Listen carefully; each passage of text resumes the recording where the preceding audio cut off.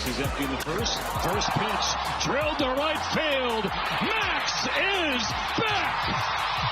Max has been swatted in the air to right field. Heading back toward the wall. How about another?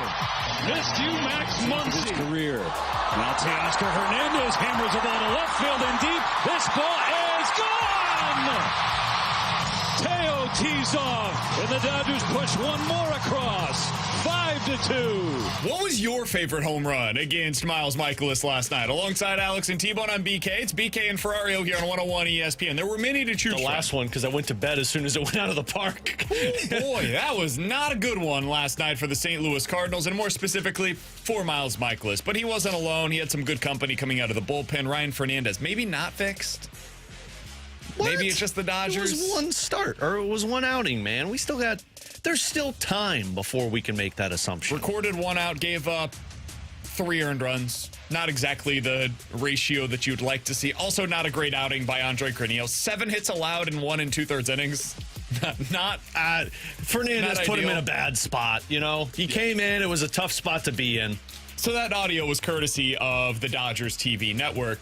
Alex, the big story from last night, as you can imagine, was Miles Mikolas. He wasn't good. Who could have seen it coming against that lineup? 3 innings, Checkbook 7 Dodgers. hits, 5 earned runs, gave up the 3 homers. It was just a really bad outing by him. He's now gone back above 5 in his ERA overall. And so the common complaint that I've seen among people, at least on social media, and listen, social media is not always a direct reflection of real life. I understand that. I think it's got a good pretty good pulse. legs here. People want to see Mikolas removed from this rotation. Oh, good. I'm not here to cape for Miles Mikolas. I want to say that on the front end, Alex. Did they see the previous 2 starts? Like, take out the Dodgers game, but what about the other 2?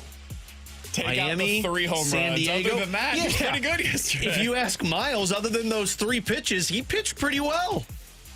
Here's my question to you. That was mean. He'll be on the morning after on Friday. Could not join them today. He was unavailable. I get it. I wouldn't be available either That's just today. Weird timing. I wouldn't be available today. I agree. It probably broke some things. I don't want to answer to that. I don't blame him at all, truly. Like, I also would not want to go on the radio in St. Louis today if I was Miles Mikolas. So people want him removed from the rotation. I don't blame you. It hasn't looked good. Alex, the follow-up question, though, I do think is necessary. Don't get Tony.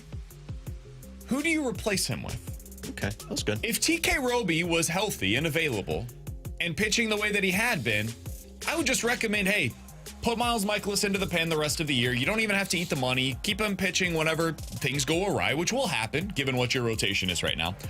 Let him eat innings for you the rest of the way. Cool, no problem. Take the Roddery Munoz spot in the bullpen. Whatever. I don't think anybody's going to be super upset about that. And put TK Roby into your rotation. Let's see what he looks like the rest of the way. Well, he's not available for you, so the answer is like Curtis Taylor, who's a 31-year-old journeyman who was in an indie league last year. Doesn't do a whole lot for me. There's Aaron Wilkerson, who's 100 years old. I think he's actually like the same age as Miles Mikolas right now. There's no future there. He's probably your 6th starter at the moment. And people have suggested Quinn Matthews. Man, he literally had 30 walks in his last 30 innings prior to his most recent start. So I'd like to see more than one good start before I call him up to potentially get absolutely crushed at the major league level. Alex, are there any options that actually make sense to you to replace Miles Mikolas in this rotation? No, there's not. And that's why, I mean, I can get as pissed off as I want about Miles Mikolas on the mound, but you know where you're at right now? You're just biding your time to end the season. You just got to get to the end, and Miles Mikolas provides you that. It's a veteran arm that you're not too upset about if things go haywire. Like, I know people don't want to accept that, but it's a season where you're not going to be making the playoffs anymore. And there's nobody in the minor leagues that you want to see what they have at the major league level. Like, I get the Quinn Matthews excitement, but he's still got some things that need to be fixed before he gets to the major league level. Just like Ryan Fernandez had some things that needed to be fixed. And guess what? He got back up, it's not fixed. But then just go down the list. You just mentioned 2 guys. Do you really care what these guys look like on the mound? Because Miles Mikolas at least is going to give you 5 innings. Now, last night he didn't, but sometimes he does. I don't know what these guys are going to provide you. And then from there, you're going to go to Drew Rom. You want to go down that path? I don't think so. So there you go. He's hurt. Like, there's nobody in the minor leagues that you look at and you say, well, you need to be getting reps for this guy. So in that sense, just keep Miles Mikolas in the rotation. The only one I guess I could hear the argument for is Leahy. But honestly, I don't know if I want to deal with that in the middle of the season. I'd be okay with it. That's the one that I'm willing to listen on. Where I'm like, all right, I see the appeal there. I'd rather just keep him in the bullpen and start that in the offseason. I'm cool with that too. I'm fine either way. I'm wishy-washy on this. I don't have a strong take on it, honestly. This is the one that I could listen to and I'd be like, all right, I see the appeal there. So much so that Ollie Marmol was actually asked about this yesterday in his weekly chat that he does with the Gas House gang over on KMOX. He said the following about Kyle Leahy. I think he can start. I think he has the pitch arsenal to do that. You also have to monitor his overall workload. Halfway through the year, he was probably the one that had a red flag of on pace for more than what we would want. So if you throw him into that rotation, I think you start butting up against that pretty quickly. But yes, that is an option.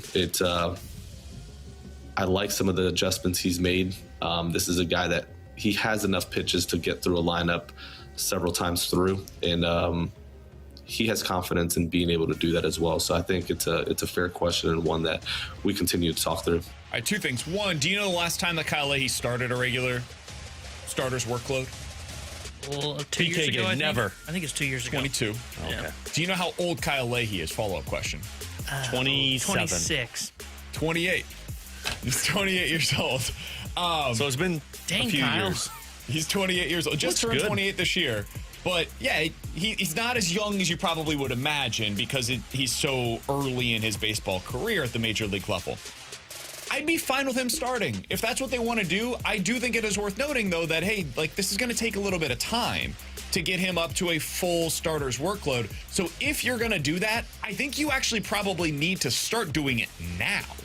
Like, this is something that will take time. So if you started transitioning him, he probably becomes a full starter by September, and then you actually get something out of it. Whereas if you were going to do this in September, by the time he is actually built up to become a starter, the season has come to an end, and now the runway is over. Yeah. So I do think this is like a decision that you probably need to make relatively soon if you're going to go down this path. Yeah, that I agree with, because this is the one that I would consider, because what Ollie just said there, he's got multiple pitches that he throws this year, which is what you want from a starter. He has the starter's arsenal, and the other thing for me is, like, I'm going to have to pay Mikolas either way. If there is a move to where I am going to DFA him, which I know is what the Cardinals fan base wants to do, well, then I want to get, like, actual data points that can help me going into 2026, and not data points that where I'm forcing a guy into a spot that he's not ready for, like Quinn Matthews, for example. But Kyle Leahy, can I get a data point to your point on September? Okay, September's probably when, if you make this decision now, by the time he'll be close to built up all the way, if not built up all the way. Okay, so that's probably about 4 or 5 starts. What can I take away from those 4 or 5 starts if he makes them for me? I could see 5 starts and go, whoa, not a starter. Probably can stretch him out, but probably not going to plan on it in 2026. Or you find out, hey, he's got some stuff to learn. Exactly. Before he can really develop as a starter, which is fine. And then he works on that stuff in the offseason, and then you come back to spring training, he's stretched out, you find out if he's capable, and if it's still the same issues, cool. You go to the bullpen once again where we know he's good. And that's why I think this is the route. If they're going to go the route of moving on from Mikolas, this is the only one that they have. I think they should explore it. I mean, you have to pay Mikolas no matter what. You're not adding any payroll to the books because it's not a 40-man move to where you have to add more money to the major league salary. I think you look at this move if you're the St. Louis Cardinals, and the way that Ollie was talking right there makes me think it's a conversation within the dugout of what they think's best for the team and finding out answers for 2026. But this isn't about an Ollie Marmol decision. If you're talking about what we just said there of moving Kyle Leahy from the bullpen to the rotation and moving on from Mikolas, that is a front office decision. Whoever's running the show right now, whether that's Mo, Heim, and most importantly, it's a ownership decision. Are we willing to pay a guy not to be here for the final parts of the season? Or to be in the bullpen. Sure. You can still have Mikolas on this team. You want that in the bullpen? For whatever. Like, I think you just bring up another bullpen arm and move on, but sure. But they're probably not they're going not to doing do that. So if you have to work with the roster that you're given, could he replace Again, Roddery Munoz in the bullpen, sure, I'm fine with it. Munoz probably doesn't have much of a future here. And if he does, it's like as what he's been this year, the guy that goes up and down. He's like the bottom end of your bullpen. Cool. Yeah, replace that with Miles Mikolas for, 3 weeks. And then in September, you call Munoz back up to be that 27th guy, right? So I have no issues with that whatsoever. I do find Leahy to be pretty interesting. I don't know if he's going to be a good starter. I think he's more of what you have as a starter. He's a really nice bullpen option. As a starter, I think he is a 4th or 5th option for you. But it's not a bad thing. Not a bad thing to have an extra option that could serve in that capacity heading into next season. It's not a bad thing, but I look at it as, is he going to be competing for a rotation spot next year? Maybe. See, I don't think he would be. I don't think he would be. I think he'd be competing to be a 6th guy in a rotation or a 7th guy in a rotation. And is that so bad, though? Like, no, adding in another arm, we see where this development system is. But can't right you now, do man. that in the offseason? Sure. And that's why I don't know. I just think I'd stick with Miles Mikolas. He's not going anywhere. Just keep Leahy in the bullpen to where he's been useful for you. Start the process in the offseason and look at him and say, look, man, if you compete, you get to be a part of this competition. But we're still going out and we're signing somebody to one of those rotation spots. We've got 4 guys that are in front of you. And then you've got guys in the minor league system that potentially will be pushing for it next year. And I just view it as, why not accelerate the offseason? Why not? That's the thing I don't get. There's no downside to it. The downside for Miles Mikolas, there isn't one really either because you're not in it anymore. The downside would be you're pushing him too fast, too much. His innings are coming up on where we're talking about with Ollie there. And the last time that he threw more than 50 pitches in a game was last year, I think. And this isn't the highest number of pitches that he's thrown in any outing this year was 49. He did that on July 22nd. Since then, here's his pitch count: 30, 6, 2, 16. Yeah. So it's not a guy that's even close to being built And this up isn't right a position player that you just want to see some reps so that you can get prepped for next season. Like, I feel like this is a bigger process that I'd rather accelerate in the offseason so that come spring training, he's ready to go out there and compete if you've deemed that necessary for this team. Uncle Brendy says you guys are not hard enough on Mozeliak. The Most done now, man. Also, the backdrop to our entire conversation is the Cardinals have failed. It's a disaster that they don't have anybody that's a better option right now than Miles Mikolas. The guy has a 5.2 ERA, and I'm honest to God sitting here saying there's nobody in the system I would rather see pitch than him. Not a single person right now. That's a huge problem, guys. A huge problem. And it is a direct reflection of years of neglect of their minor league pitching development. It is not on the current guys that just got put into place this year. Most of the dudes that they wanted to work with have now been injured. And one of the guys that we were very excited about, and Quinn Matthews, had a bit of a setback this year, both in terms of his stuff and his health. And now he's got command issues. So this is not a reflection of like Rob Serfolio, Chaim Bloom, them being a disaster. No, this is years in the making.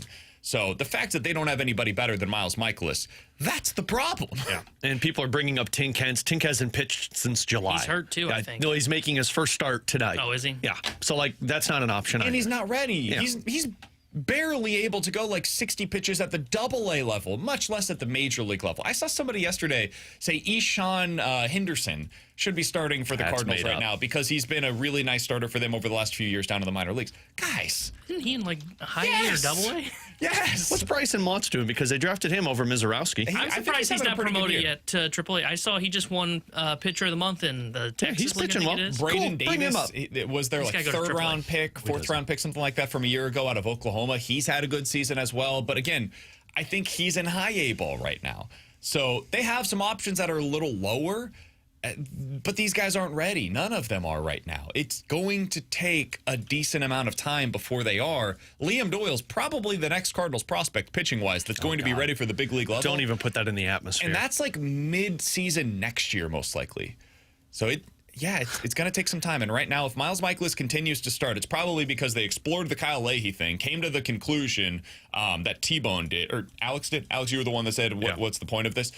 And they were like, 6 to 1, half a dozen the other. Keep Mikolas out there. We'll do it in the offseason. And I don't blame them for it, but it's a problem that they don't have any other options beyond Miles Mikolas. Coming up in 15 minutes, boy, it seems like everybody's disappointed by the way that training camp has gone thus far. We'll give you the latest storyline coming out of Minnesota. T-Bone's Rams have a huge problem on their hands, it sure sounds like. Backbreaker. And Jamar Chase calling out his quarterback in the media. We'll talk about that all coming up in about 15 minutes. 314-399-9646 is the Air Comfort Service text line. YouTube chat is available for you at youtube.com/101 ESPN STL. Coming up next, which young Cardinals players are still up for debate? We'll talk about one in particular next year on 101 ESPN.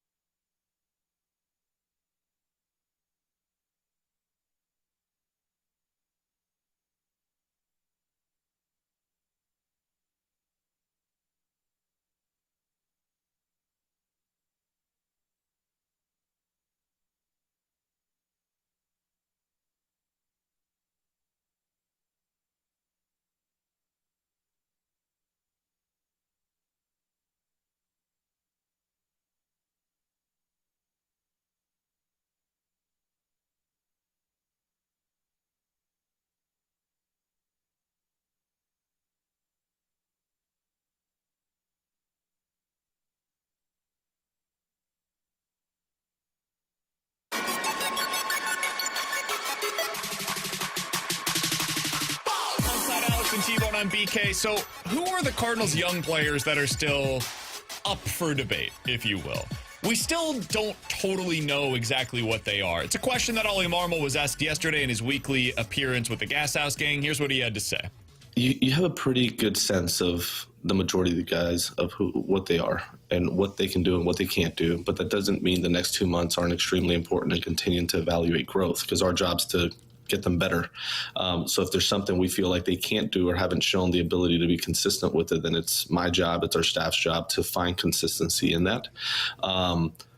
But you are starting to find out what the strengths and weaknesses are and what you're dealing with and how do they respond to pressure and the things of that nature.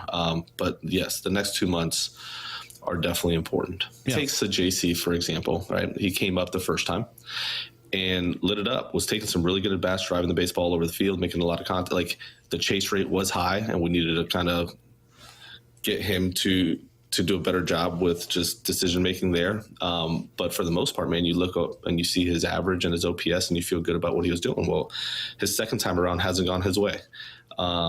So you can't get too high or too low. That's just a perfect example of not being sure just yet of what he's capable of doing. All right, so that was Ollie Marmol, his explanation. He has said in the past, he feels like he's done a pretty good job of being able to get the necessary playing time for these guys to have a firm understanding of where they're at right now. That doesn't mean there's no upside still remaining, right? Maybe Alec Burleson, we have a pretty good idea of what he is. Could there be more there? Could there be more pop in the bat, depending on the swing decisions and whatnot? Sure. Ivan Herrera, like, I feel like we kind of know now he's a good hitter.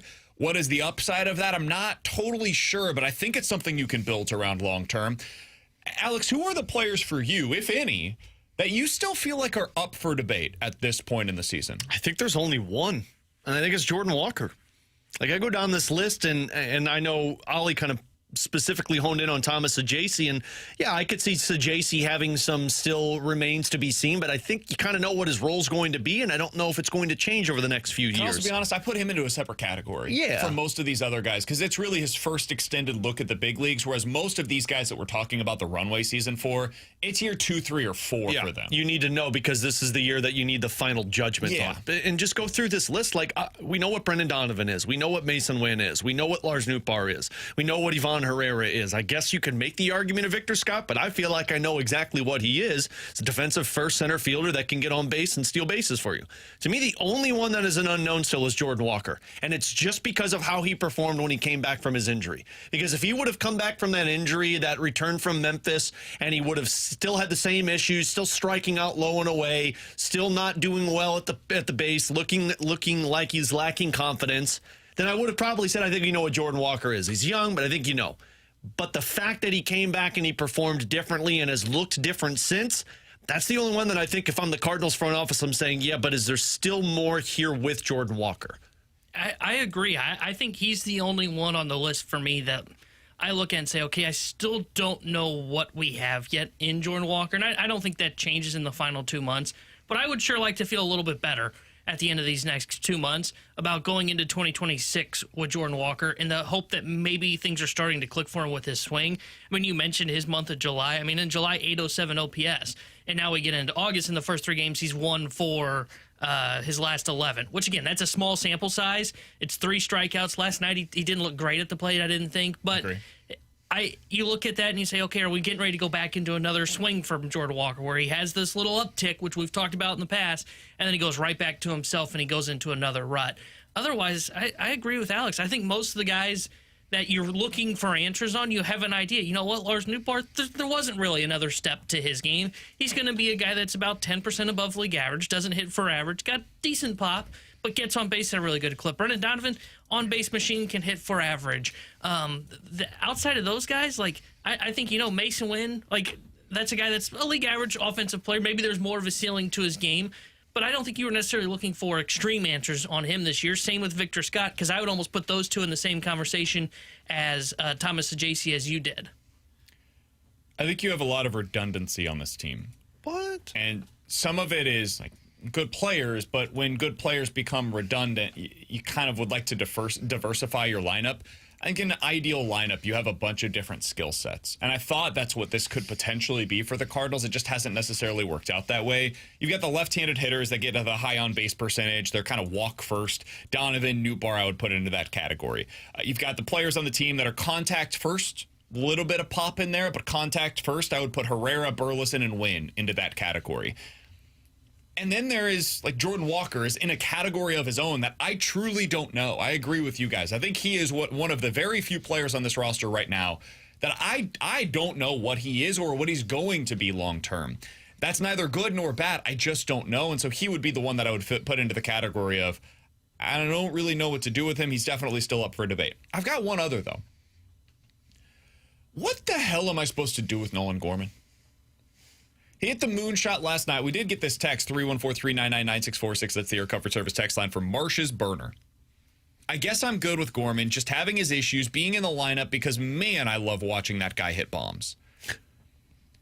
Alex, this is since July 7th. So we're talking about, June 7th. 2 months of baseball, but, basically a month for him because he has been on the IL for a decent amount. Oh. Since June 7th, Nolan Gorman is batting .250. He's getting on base 33% of the time. He's slugging nearly .500, and he has an .815 OPS. In that stretch, he has 3 doubles, 8 home runs, 22 ribbies.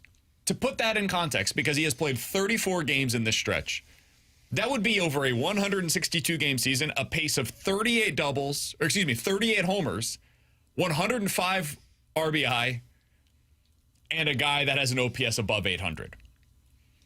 That's exactly what you would want out of a second baseman that hits from the left side with real pop. But he's terrible defensively so far at third base. We have seen him go on stretches like this before over, 34 games, and then it starts to go down the other side, and it's not good. So what do I do with this? Because for all the redundancies on this team, Gorman is different. Gorman is a left-handed hitter that hits for real power. The potential to hit 35-plus home runs is still in that bat somewhere. But you have to deal with all of the downside that comes with it. Below average defense, most likely, potential of injuries, and a boatload of strikeouts. So is that worth it? Is the plus side of the pop that this lineup severely lacks right now, man? And I don't really see anywhere that it could be coming from in the future, including J.J. Weatherholt, who might be a good power hitter, but it's probably more in that 20 to 25 range for home runs. Is that potential of power and the unique profile worth what comes with it, which is the downside of things?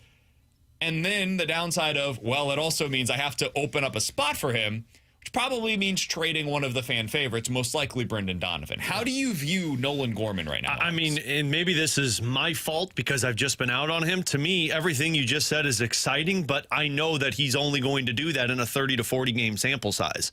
Like, over a 162 game schedule, that is not who Nolan Gorman is. And we've seen this now for 3+ years. So I can't be going off of what he shows in small sample size and saying that guy is going to be that for us as an everyday major leaguer, because he hasn't been that. And then on top of all of that, you mentioned it also. Where's he playing? Because you got J.J. Weatherholt. And do you really want to take the chance of Nolan Gorman being a 38-plus home run guy for a 162-game schedule and trade away Brendan Donovan, who, the back of the baseball card, every single season he's going to provide the exact same thing with one arm or with 2 arms. He's going to do it for you. Or Nolan Gorman, who's got back issues, has had back issues, is not consistent, and doesn't have a position that he can play. To me, what he's doing right now, and you say, what do I do with this? Man, keep doing it, because your trade value is skyrocketing. And you're going to help the Cardinals in the offseason, because you, in my opinion, don't fit into the plans of the Cardinals' future. Yeah, I like having guys that are the outliers with their power, because slug baby slug is what it takes when you get to October. But this team's far away from October, and I look at Nolan Gorman and go, it's not consistent enough. When I talk about slug baby slug, what I'm really kind of saying there is, hey, do your superstars just mash? And he's not one of those guys. He's too inconsistent, to Alex's point of, hey, we haven't really seen him put together for a full 162. And then I add on top of, man, he's also got some kind of back issue that's been cropping up for the last 3 years. So I look at that, the pieces that you have, and say, I just don't think he fits here. Yes, he is the outlier, and I agree with that. He's not a part of the redundancy where they have too many on-base guys, maybe too many contact hitters. They need some pop. When you're not going to October, where I think Gorman would provide that real value, I'm not clearing out these other spots for him to go out there and start. I think you use him as trade bait, as Alex was saying. Let me ask you guys this, because somebody texted in and said you put Nolan Gorman at second base and you move Donovan to the outfield. Would you trade Walker and keep Gorman?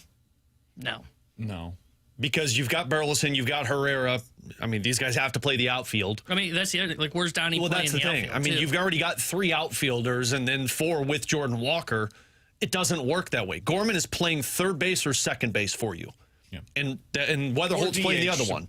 Or DH, sure, but we know that they like the flexibility with that one, so he's not there every time. Yeah, he's a second/DH type. And that's the problem with this, too. To get the best of Nolan Gorman, he's got to play 162 games. So that's what I wanted to bring up. Over the last 3 seasons, 23, 24, 25, those seasons for Nolan Gorman, he is batting overall 222. Nobody likes that. But he does have a 440 slug, and over that stretch of time, if you look at the 162 average, he's pacing out to be a 31 home run player over 162 games. So somebody on the text line brought up, like, guys, I'm sick of hearing about the potential of power for Nolan Gorman. The only reason I'm mentioning power potential with him is because he hasn't stayed healthy. The production is there. This is the one thing that is a little different from, like, the Tyler O'Neill experience. Tyler O'Neill was all about potential because when he was playing, he was not producing. Gorman is producing power when he plays. He just doesn't play enough. This is where him and Lars Nootbaar honestly have some overlap, which is like, man, if they could just stay on the field for 150 games, you'd feel a little better about it because you look at the back of the baseball card, and in most seasons, Gorman would still be, I mean, last year he played 107 games and he had 19 home runs for the Cardinals. That's a pretty good power season. Now, he did nothing else well. He didn't hit for average. He didn't get on base. He struck out too often. All of those things are true. But the power at least was there. The same thing is true this year. The power is there. He's played in 70 games and he has 10 home runs for you. That's a pace of like 25 over the course of a regular season. There's value in that, but it comes with a lot of other downside. So to me, given the construction of this team, I would love to have Nolan Gorman's power.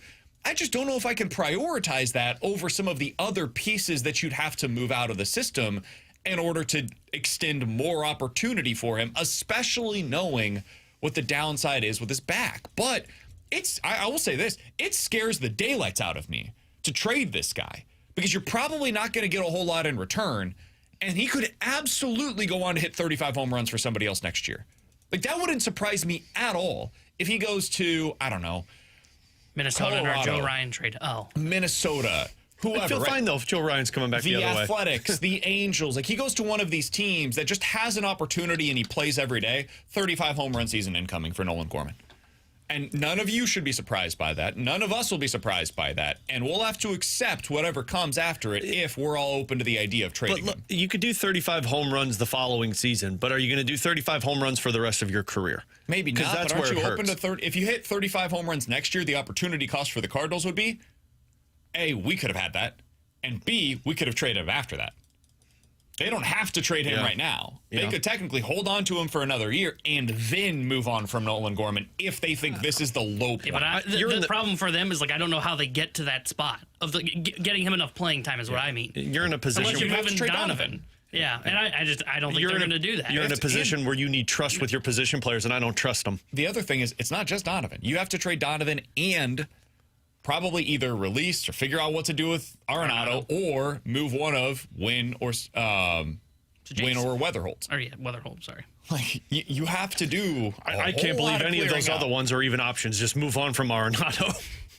To me, I agree. Those shouldn't even be coming out of somebody's mouth right now. Like, Arenado should be a sunken cost. I apologize. I shouldn't have mentioned You shouldn't have opened your mouth. Coming up next, NFL Quick Hitters here on 101 ESPN.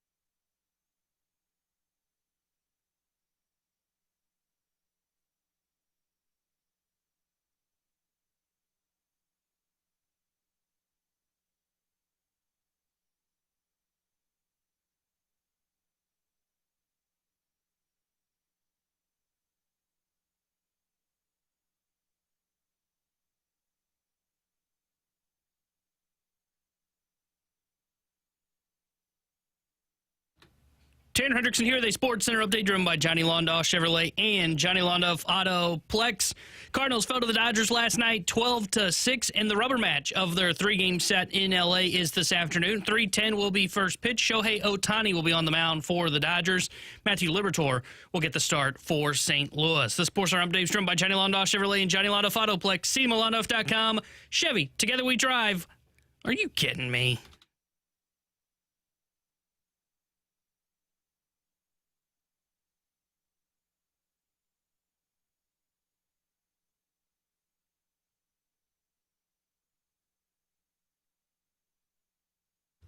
With Alex and T-Bone, I'm BK. BK and Ferrario here on 101 ESPN. All right, a couple of pieces of news to pass along. First one, Alex, the Red Sox are finalizing an 8-year, $130 million contract extension with Roman Anthony. Big time money for him. It could escalate all the way up to $230 million. He's in his first year at the big league level. He has been outstanding for them, and the Red Sox are chasing down people in the playoff race as we continue along here. T-Bone just mentioned to us during the break, the Yankees are at risk of not making the playoffs this year, man. Aaron Boone should have been fired at the All-Star game, like you said. To tell him. They you missed now that one, T-Bone. Are a half game up surprised. on the Texas Rangers. They've lost back-to-back against them. The Cleveland Guardians, who have lost half their team to a sports betting scandal, allegedly, are only a game and a half back of the Yankees. Got the bad eggs out. Oh, boy. It's not looking good for New York. Also, Maybe they'll trade Aaron Judge this offseason. Probably. The Mizzou SEC schedule has been set for basketball. They open up with Florida. Then they go on the road against Kentucky, on the road at Ole Miss, whatever. And then at home against Auburn. You couldn't have asked for a much more difficult start to the SEC slate than what Mizzou's getting this year. Welcome to conference play. Yeah. Welcome back, Dennis Gates. Well, You start hopefully, 2-2, you're feeling pretty good. Yeah, hopefully Gates has really made a good, strong non-con schedule to prepare the boys, right? It'll be great. Well, the good news is he's got 2 5-stars coming in soon, right? Next year. All right, let's get into some NFL quick hitters here on 101 ESPN. Let's start out with one of the big storylines right now in the NFL, which is, T-Bone, what's going on with Matt Stafford? It's just a little sore back. I wouldn't be overly concerned. A little sore back because when you're 31 years old, not when you're 37. He's progressing, as Sean would say. He's progressing behind the scenes where nobody can see it. He's dealing with an aggravated disc and has received an epidural to help him deal with it. It's fine. My wife got an epidural during pregnancy. Yeah, pregnant women have those. That's how painful it is. It's like giving birth right now. It blocks your pain receptors. He is having so much pain right now that they're like, we got to block Let me tell you, if you're going to live off of epidurals the entire football season, your team is bleeped. He's fine. He's fine. Look, it's being overstated how hurt his back is. Okay. He's getting an epidural. Yeah, Reportedly. Have you seen the needles on those things? I wouldn't worry about it. I had to turn away on 2 of the 3. I watched the first one because I was kind of curious, and then the other 2, I'm like, now we're good. It's fine. The Rams are going to make the playoffs. Grandpa Stafford. Stafford's going to get them to the NFC Championship game. You don't have to worry about it. Who's the backup for the Rams? Jimmy G, baby. Jimmy G. It's Jimmy G season. He could win a couple of games. Sean McVay seems a little... A couple games? You drafting top 5? Well, if they're only winning a couple of games, because Stafford's not playing at all this season. If he misses a month and Jimmy G has to go out there, win a couple of games Stafford's for him, I think he missing a can. month. Missing a year. No, All right, fine. let's go through some of the other storylines. Speaking of him. quarterbacks, they're the story of camp right now, as you can probably imagine. Diana Rossini of The Athletic was on with Colin Cowherd yesterday. She was asked about some of the struggles that have apparently been taking place for Marshy's Vikings. Score! With J.J. McCarthy. Take a listen. Do I think J.J. McCarthy is wowing everyone at training camp? No, I don't. I think he's fine. I still think Justin Jefferson told me what I needed to know when he spoke to the media before his injury and was like, essentially everyone needs to slow down here. Like, he is still learning. And I think they're going to be just disappointed because there's going to be a natural period of time where he's just got to catch up. Wonder how calm Justin Jefferson's going to be if that's true. Middle of the season when the team's only won a game. Boy. How you feel about the Vikings right now and J.J. McCarthy? I think he's in a really good situation. I don't think you could ask for much more. Great offensive mind as your head coach. Good weapons. Solid offensive line. How do you feel right now about what the Vikings could be this year and how J.J. McCarthy plays into that? I mean, they've got playmakers, and like you mentioned, they got an incredible head coach, so I feel good about the team. He's a big question mark. And when your quarterback is a big question mark, no matter how great your playmakers are, I just don't know how to feel about your team. I think they're going to be a team that competes for the playoffs, but they're in a tough division to where I could see 2 or 3 teams potentially leapfrog if their quarterback has some growing pains. The one thing they won't do is score. Somebody on the YouTube chat said, guys, it's skull. No, it's not. I screwed it up a couple of days ago, so that's now my thing, is it's score instead of skull. I'll correct that, I promise.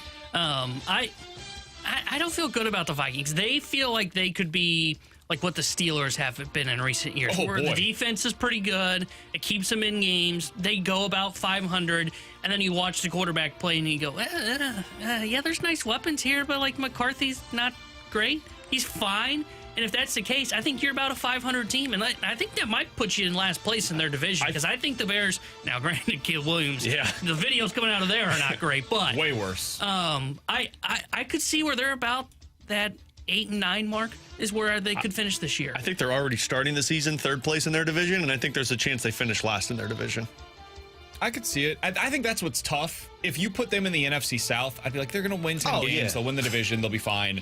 They're just in the worst possible division to have these kinds of questions leading into the season. They're better than Grandpa Rams. 8-9 wins is very much in play depending on how J.J. McCarthy plays. Our last thing here, this comes from Jamar Chase. He was on with Up and Adams, Kay Adams' TV show over on FanDuel Sports Television, and he was asked about the difference between Joe Burrow and Josh Allen. They were talking about Madden ratings and all that and how they can get up to the 99 overall. Take a listen. When you turn on Joe's tape, it's different from Josh Allen's tape. Completely different, you know what I'm saying? So I don't know, people game plan against Josh Allen, not against Joe Burrow. They play against his game weapons, you know what I'm saying? So that's the difference. Jamar, I don't think that came out the way you meant it to. That team is the biggest soap opera in the NFL. So I kind of like it. I don't know, man. He's right. Like, what he says is true. Sure. It's hard. Yeah, but sometimes disagree. You just don't be honest, you know? Yeah. Sometimes you just got to keep the honesty to yourself or keep it in the locker room. And there's a reason we have PR training, so we don't say that. He must have missed it. Yeah, he must have missed it. The Bengals team when he must was have holding missed out. it. I feel like this is a pretty easy one. Hey, Jamar, tell us about the differences between Joe and Josh Allen. You know, I love Josh Allen. I think that guy is amazing, but you're never going to hear me say a bad thing about Joe Burrow. That's my guy. I've been with him since college. I believe he's the best quarterback in the league. I guess Boom, good to go. Good job, Jamar. I guess if you're Jamar, you can say that because you have been tight with Joe for the longest time. You know, maybe they got that relationship like we do, where we can tell each other that you've got a big nose and you can tell me that I'm annoying. Like, that's the relationship we work with. Joe probably goes home and has a dartboard with your face on it and shoots at it every night. Maybe. Again, I agree. I think that's pretty good analysis. I agree with them. Like, Joe Burrow, I think, is a top 4 quarterback in the NFL. He's one of the very few guys as a Chiefs fan that legitimately scares the hell out of me. The guy's cold-blooded. You get to the end of the game, he's down by 3 points. I believe he's going to come back and will his team to victory. I truly do. Josh Allen's a different breed. Man, that guy he's unbelievable. He does stuff that I honestly don't think I've ever seen done by a quarterback before. He's 6'5", 250. Like, he's Cam Newton's size, strength, speed. He runs like an ostrich, and he's got a cannon for an arm. And, dude, the craziest part about him, the mental part of the game has caught up with his physical abilities. Early on in his career, I think it was a lot of, like, this guy's just a different level of talent. Now you watch him and the processing skills are there. So, yeah, I do agree. He is a different level from Joe Burrow. I'm just a little surprised to hear Joe Burrow's #1 receiver say that. It's a tough thing to surpass being a soap opera team more than the Dallas Cowboys, but I think the Cincinnati Bengals have accomplished that. They really try their damn with best. Hendrickson and then Chase and then Burrow the last couple of years and then with Higgins stuff. that team is a disaster in terms of away from the field. All right, coming up next, we're going to get into some NFL quick hitters. We're going to get into some questions. Hold on. We just did NFL quick hitters. In case you didn't hear the bet underneath. Let's go back to it right now. What more do you got? Yeah, what's next? Score! Hey, the NFL bought a portion of ESPN, I guess. We're going to talk about ESPN that. Get to your report. questions next here on 101 ESPN.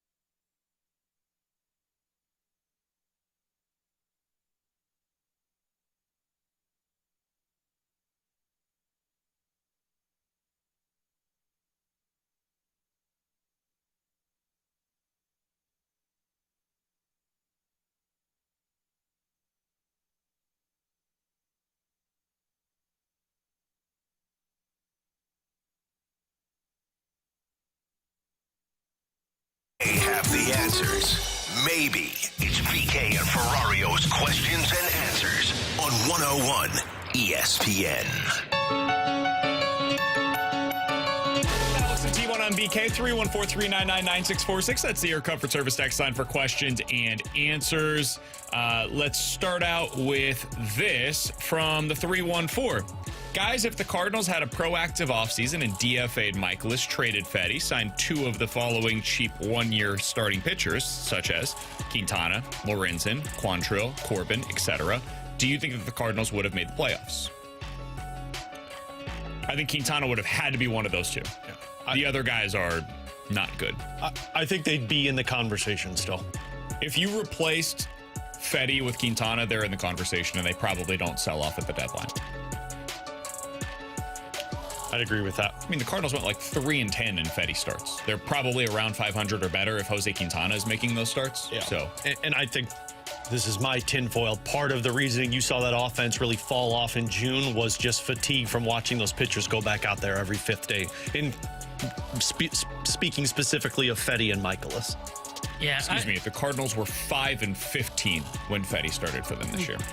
Flip that to 15-5, and yeah. Or, 10-10. Yeah. You win 5 more games by the time you get to the trade deadline. We're talking about a team that's legitimately in it. Sure, think mediocre. I'll go 15-5. Yeah, I don't know. I think it's possible they would have been in it. Quintana got hurt, which would have just sent this team into all kinds of a... He's made 16 starts, though. Sure, but he missed, I think, whatever it was, 4 or 5. But 4 or 5 starts. Now, granted, they had McGreevy that would have been there, so maybe they end up being fine in that case. But I don't know. I don't put the blame on the offense's struggles into July on, well, the pitching wasn't bad. I mean, they haven't been good for now about a month and a half. I think the offense may have just gone through this at any point, and if that's the case, they probably would still struggle with 1 game. So I think that's 50, the league 50. adjusting to their young players. The young players, I think, had some success early on. The league adjusted to them, and now it's on the young players to adjust back to the league. Yeah, so I'm 50-50 if they would have been a playoff team by having those kind of additions. From the 314, which player would you most want to have a great final 2 months of the season? It can be someone establishing themselves as a core member, increasing trade value, etc. If I could, I mean, we're all going to say Jordan Walker here, right? Yeah, I was actually thinking trade value. I'd go Lars Nootbaar. And if I wasn't going Jordan Walker, I would go not even anybody on the big league roster. I'd go Quinn Matthews. If you start to see some progression in the final 2 months, like his last start was pretty good. I think he only walked 1 in like 5 and 2/3. Didn't he have 9 strikeouts? Yeah, he struck all out of a those bunch. strikeouts were on like changeup. So Yeah, he's so still like, got to figure out his fastball. If he can kind of start to show signs in the final 2 months of, okay, walks are coming down, it would make me feel good about like in May or June, him being the guy that serves as the quote unquote 6th starter for the Cardinals next year. I think I'd just go Herrera and say I just want to see him finish the way that he started. Go scorched earth, finish with an average above. He's hitting 310 again. Finish with a slash line that's 300, 400, 500. Let's see what that looks like. He'd be the first to do it, I believe, since Goldie did it in his MVP season, and then before that, since Tommy Pham did it, I think. 3, 4, 5. Yeah, the 300, 400, 500 slash line. So yeah, I would love to see Ivan Herrera do that. If not him, I might go a little off the board and say Mason Wynn. I would just like to see him show a little bit more offense. They seem to have made some changes with his mindset, his approach over the last couple of weeks, and it seems to be paying dividends thus far. So that would be another one that I would pinpoint, but there's a lot of good answers to this. I think the proper answer, though, is Jordan Walker. That's the one that everybody should resort to. From the 314, this comes from Boots. Who do you think is most likely to be moved in the offseason that was not moved at the deadline? I would say Newt for me. I think you got to unclog the outfield, especially if Herrera. So the primary would be Nootbaar. I would say it'd be either Nootbaar or Gorman. They were supposedly actively listing on Gorman. I don't know how real that was. Or I what got they a were very expecting. large concern that the Cardinals are going to see that pop and do what BK has been, is be like, maybe one more year. I don't know. I think Heim will say it's time to cut Gorman. I truly don't know what. None of us know what Heim's thinking. We'll tell find you in out. November. Yeah. Maybe. We'll find out in October. But yeah, I would say it's Gorman and Nootbaar would be the two. They're going to do the thing with JoJo again, like they did with Helsley, which is, hey, like if we get a great offer in the offseason, then sure, we'll trade him. But odds are I think they're going to hold him to the deadline and then move him. I'm being honest when I say that. I don't know what they're going to do this offseason. I have no idea. Could they trade Nolan Gorman? Yeah. Could they trade Alec Burleson? Sure. Could they trade Mason Wynn? It's possible. I don't know. Could they come back with the same roster? Yeah. Yes. Like, I don't know how Chaim Bloom views this. I have no idea. None of us do. We can't and haven't talked to the guy. So I think they want to be active. Everything that I've heard from people around the organization is that Chaim Bloom would like to make some moves with his team. He would like to shake things up a little bit. But what does it look like when he's the one that's making the moves and his name is attached to all of those decisions? I have no idea. One of the biggest critiques of him in Boston was that he didn't like to make the tough decisions sometimes at the deadline in particular. So we'll see. We'll find out together what he's going to do. But if I had to make my choice on who I think is most likely to be moved, I would probably say Lars Nootbaar, just because of where he's at in his contract, his age, all of that different stuff. We'll see. 314-399-9646. That's the Air Comfort Service text line. More likely to happen coming up at 12:15. But next, the Brewers have become a model organization. What can the Cardinals learn from them as they just had their best 60-game stretch in franchise history? That's crazy. We'll talk about it next year on 101 ESPN.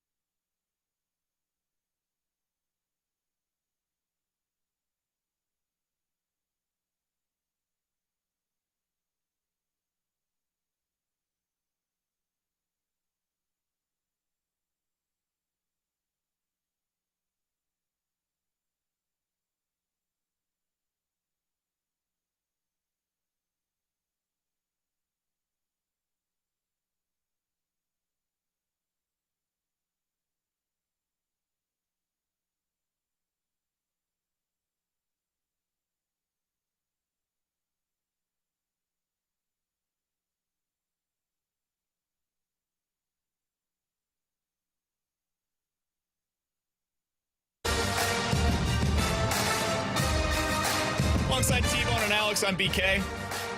The Brewers have become a model organization within the National League Central.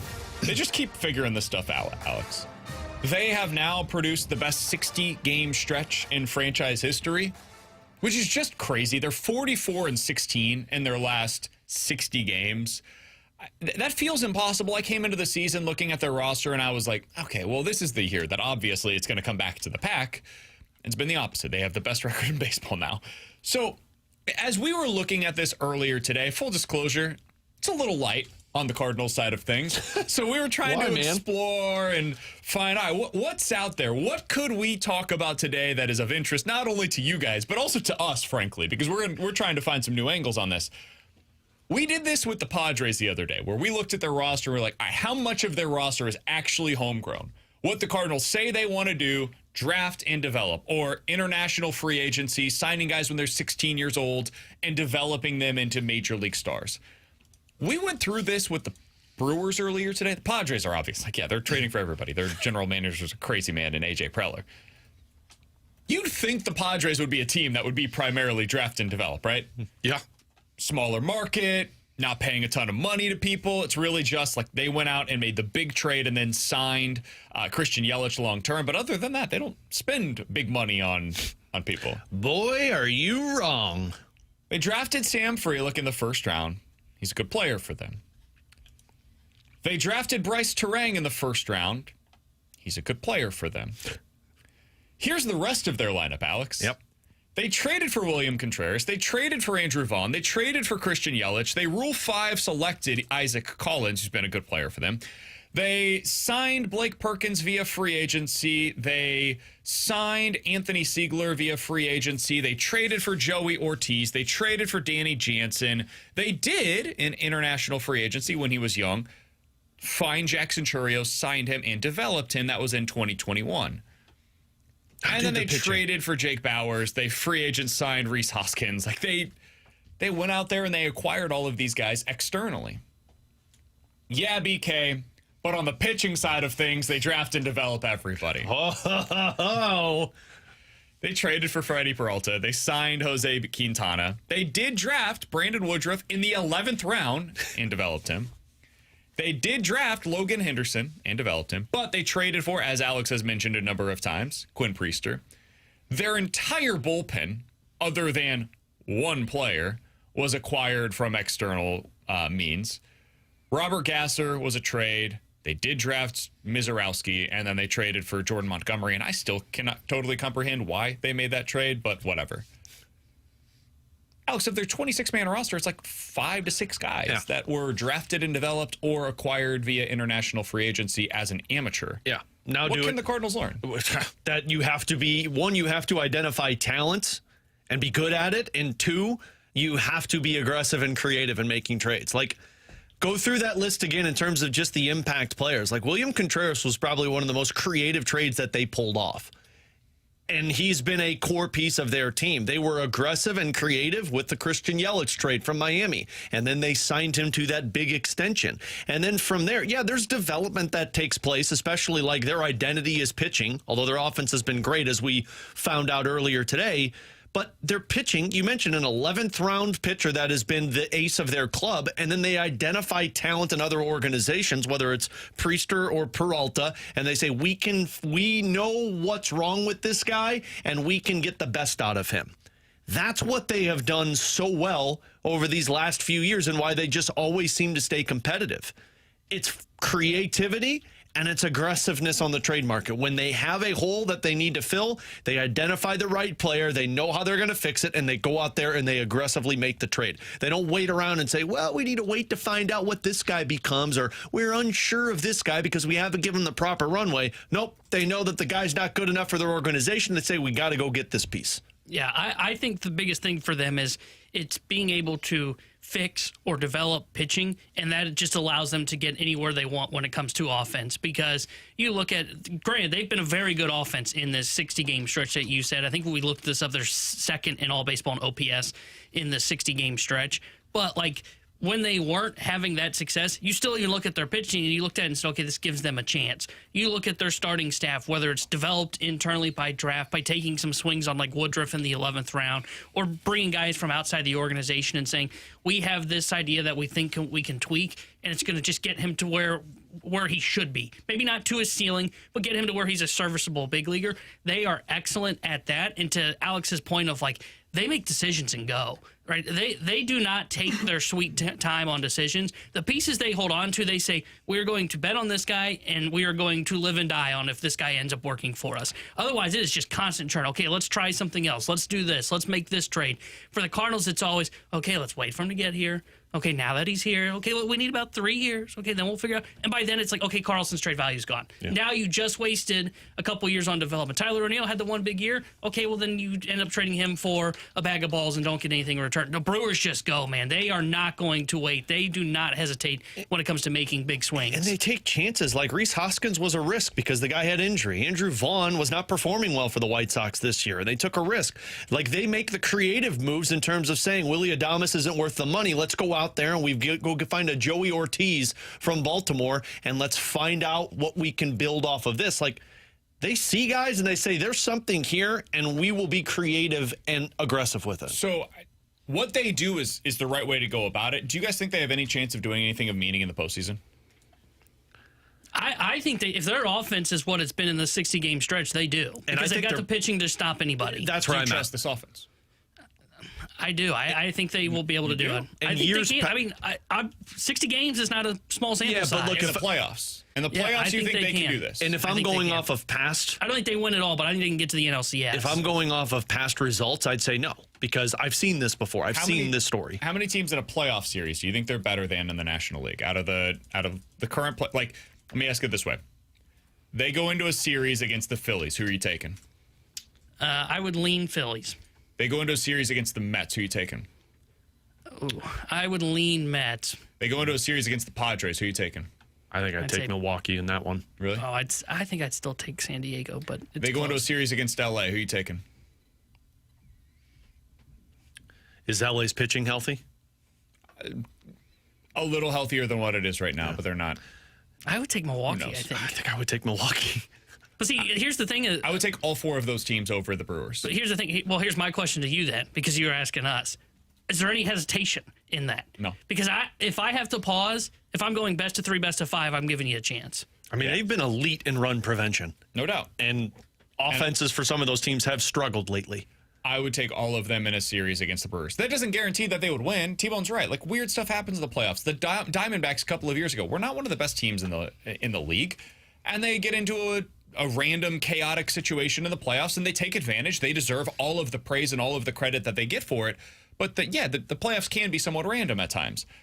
For me, I would favor any of those teams in a 5-3, 7-game series over the Milwaukee Brewers because I think they're better. So this is not me to diminish anything that the Brewers have accomplished. I do believe they are one of the model organizations. But I think for the Cardinals to get back to where fans want them to be, it has to be better than that. It can't just be you have the best regular season record again. It has to be, I view this team as something that can actually win in the postseason. And I don't think many fans nationally outside of Milwaukee are actually viewing this team in Milwaukee as they're a threat to win it all this year. I bet you, I haven't looked at the odds lately of them winning the National League or winning the World Series. I bet you they're not in the top 3 in the National League to win the league. Let me take a look. They're like, I hope they're top 3. They're 4th. Oh, dang. The Dodgers are still the overwhelming favorite, which actually surprises me a little bit. Dodgers plus 130, Phillies plus 420, Mets 6-1, Brewers 7-1, Cubs 8-1, Padres 9-1. Yeah. So they're basically in the exact same range as the Cubs and the Padres right now. And I think were you saying like fans of St. Louis would want more? Where Milwaukee screwed the pooch was they didn't go out there and didn't make a move at the deadline. I agree. Like they should have went out there, and I still to this day say they should have aggressively went after Eugenio Suarez. Like, go get another pop for your offense. Like, that's where they screwed up. That's where I'd look at it and I'd say, yeah, I'd want more, too, as a fan base because your team's been awesome and you need to go out there and add weaponry to it. But I still think they do it as an organization the right way. It's just they have ownership that's also unwilling to go out there and do that extra. The thing that I'm curious about is, can you do that extra with this model? And what I mean by that, like we see this with the Rays as well. When you have this constant roster churn, when you're cycling through things as often as the Brewers are, you need that flexibility. You need to be nimble. And once you start adding in those superstars to the mix, it does kind of change the way that you're able to. Isn't that how the Cardinals used to operate, though? They continued to churn guys out, and they said, let's go out there and let's acquire the big guy. Not the way that the Brewers or the Rays do. No, they didn't churn like that. Not to that degree. This roster churn for the Brewers, dude, it's every year. Well, I'm sorry. I meant like if the Cardinals are going to operate this way. That's how the Cardinals used to operate. Somewhat. Milwaukee doesn't do that. Milwaukee never has done that. The Cardinals were more operating the way the Phillies are right now. That would probably be the closest comparison to what is currently being implemented by other teams across the National League to what the Cardinals once were. Because the Phillies have their stars in place, and they churn the bottom of the roster. They continuously go cycle through the ancillary pieces, but their stars are there. The Dodgers, honestly, it's to a different level. Like their stars, they're getting paid crazy money, and they're like, oh yeah. But the Dodgers are also kind of doing some version of that, where they'll go get Tommy Edman. They'll bring in Teoscar Hernandez. Like these other pieces will become parts of their roster, but it's for like a 2 to 3 year stretch, and then they'll go find new pieces to fill those roles.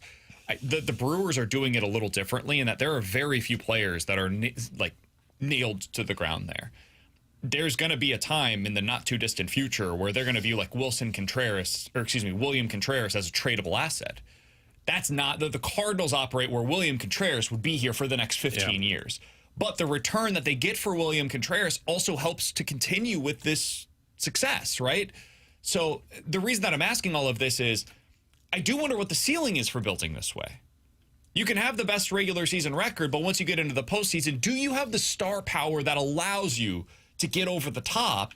And does the roster churn actually have a byproduct of not having that star power that is necessary in order to win at the highest possible level? I don't know the answer to that. We may find out this year that, yeah, you can. And they won the World Series, and everybody praises them for being unbelievable all year long. But it is something that I wonder about this way of going about things, because we haven't really seen anybody win it all while building your roster this way. Yeah, well, I don't know if you would put him in this category, but like Christian Yelich to me is a star. The problem, though, is he's not healthy by the time they get to October. And hasn't been in years past. And I think that's what makes their model so interesting, because they've kind of locked in their two stars, what they believe are going to be their two stars. Yelich, who's got his deal, which is dated back for like 4 years now at this point. That one's getting ready to come to an end.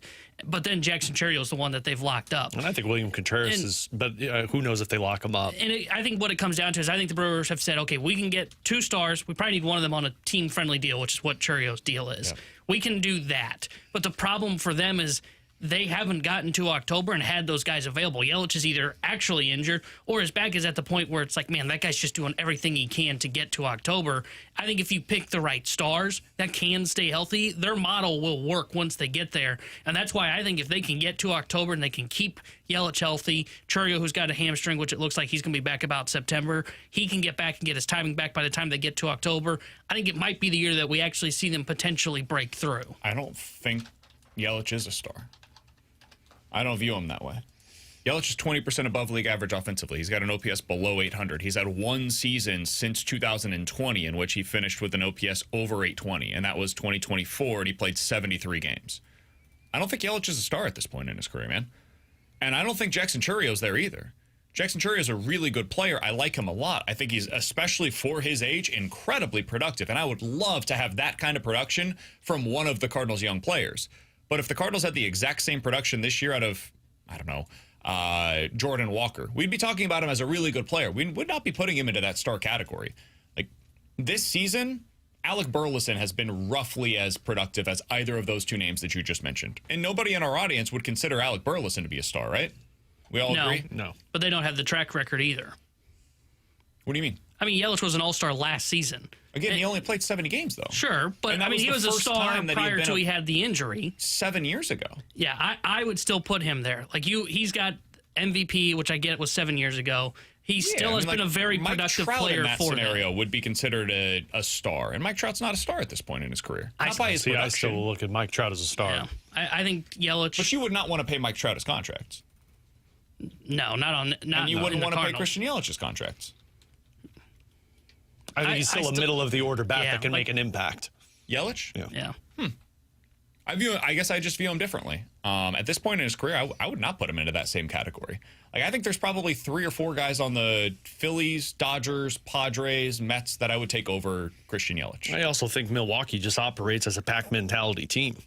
And it hasn't for sure. worked. There's no doubt about that. But they also haven't had this elite pitching, in my opinion, that they're going to have this postseason, which is why if I'm going to believe in any roster, it would be this one. He's Alex. That's Tanner Hendrickson. I'm BK. It's BK and Ferrario here on 101 ESPN. From the 314, lay off the dope, BK. What are you talking about? You on dope, dog? Bruh? Explain why he was confused earlier. It's like, we're doing NFL quick hitters while we're on NFL quick hitters. He was confused yesterday, too, a little bit. Yeah, and he's doing score. Like this makes a lot more sense lately, man. In 15 minutes, you're never going to believe it, but Tom actually likes the Blues again. Get we'll out talk of about here. that coming up here just a little bit. More likely to happen is next year on 101 ESPN.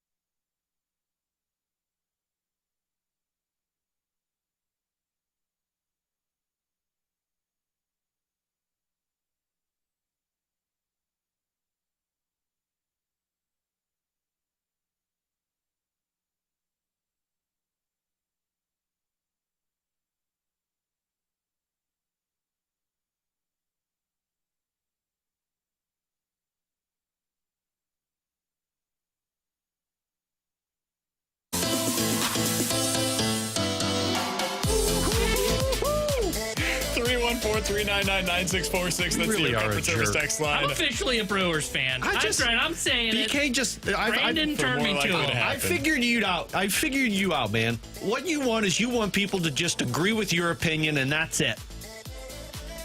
If you don't agree with it, you're going to keep going. You're like the Energizer Bunny until we all agree with you. And if we don't, you're angry. You're gonna. Eventually, we all submit, right? That's right. The hell out of here. Christian Yelich is a star. Yeah. He's 51st in Major League Baseball in OPS plus this season. He's going to hit a walk-off bomb off Helsley to get the Brewers to the NLCS. Helsley's. Oh, wait, Mets. That's right. Yeah, not us. Same OPS plus this season as Brandon Lowe and Josh Naylor. And Matt Chapman. See? Just keep going until you submit. I'll Guess never what? give up. Never give up. I'm getting a Yelich Never jersey. surrender. I've never owned a Household Cardinals jersey, name, but I'm going to Jorge get Yelich one. Polanco has a better OPS plus this year. Superstar. Fierce, Never said superstar. We said star. feared middle of the lineup hitter. How many MVPs do those He guys have scares me versus more than this one? like everybody in your lineup but one. Who's my lineup? Cardinals. I was about to say, why is this my lineup? Oh, it's your You're lineup, over damn there. it. You're over there. They're yours. I would rather have More scary than your Royals. I would rather have Wilson Contreras. I would be more afraid of Wilson Contreras or Ivan Herrera coming to the plate than I would be of Christian Yelich right now this year. Not in their respective careers, but in this season, I would be more afraid of both of those guys than I would be of either Jackson of those guys Chourio have 20 home or runs? Christian Yelich. Or an MVP.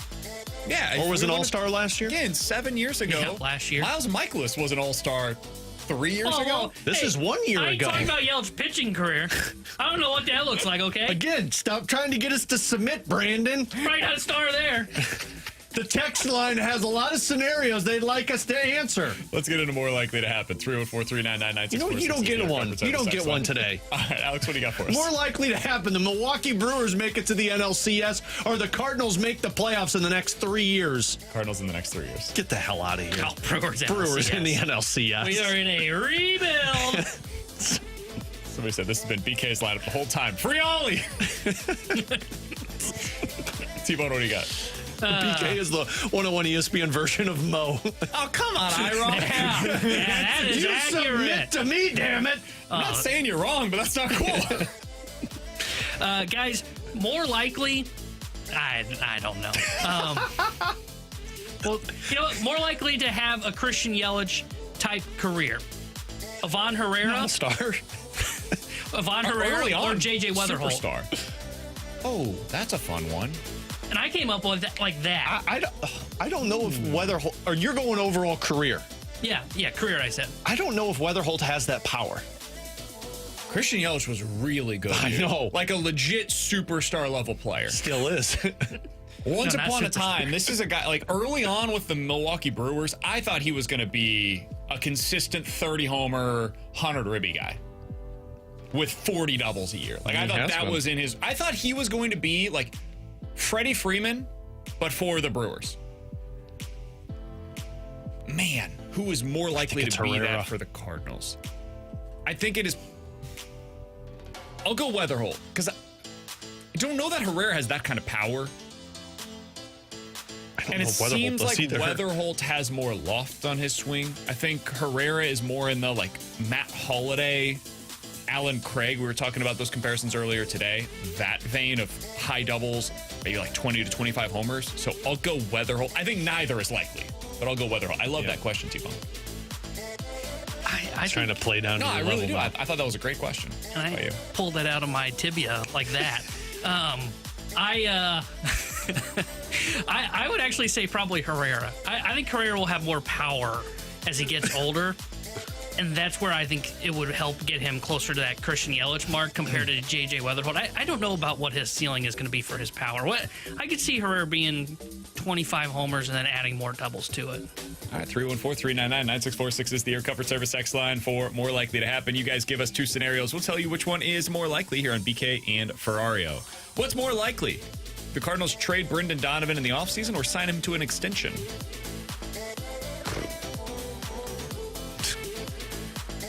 It's like playing the odds right here because the Cardinals can't get off of the Nolan Arenado contract. And because I don't think they're going to trade away Nolan Gorman because they're going to see the power at the end of the season and be like, oh, wow. So it's more likely they trade Brendan Donovan. I think it's more likely they would trade him too. I don't think Heim would give him a contract extension. I think Heim's contract extensions have been more towards the stars than it has been complimentary pieces. Just thinking back in his time in Boston, I think it's more likely he would trade Donovan. It's the logjam, and the other thing too that we talked about Arenado.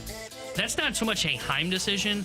That is ownership willing to change their mindset on cutting bait with a, I don't know if he's a future Cardinals Hall of Famer. I'd say maybe, but a guy that's definitely a Hall of Famer. Like, that would be a change from the Cardinals organization to cut bait with a future Hall of Famer and pay out the final 2 years of his deal.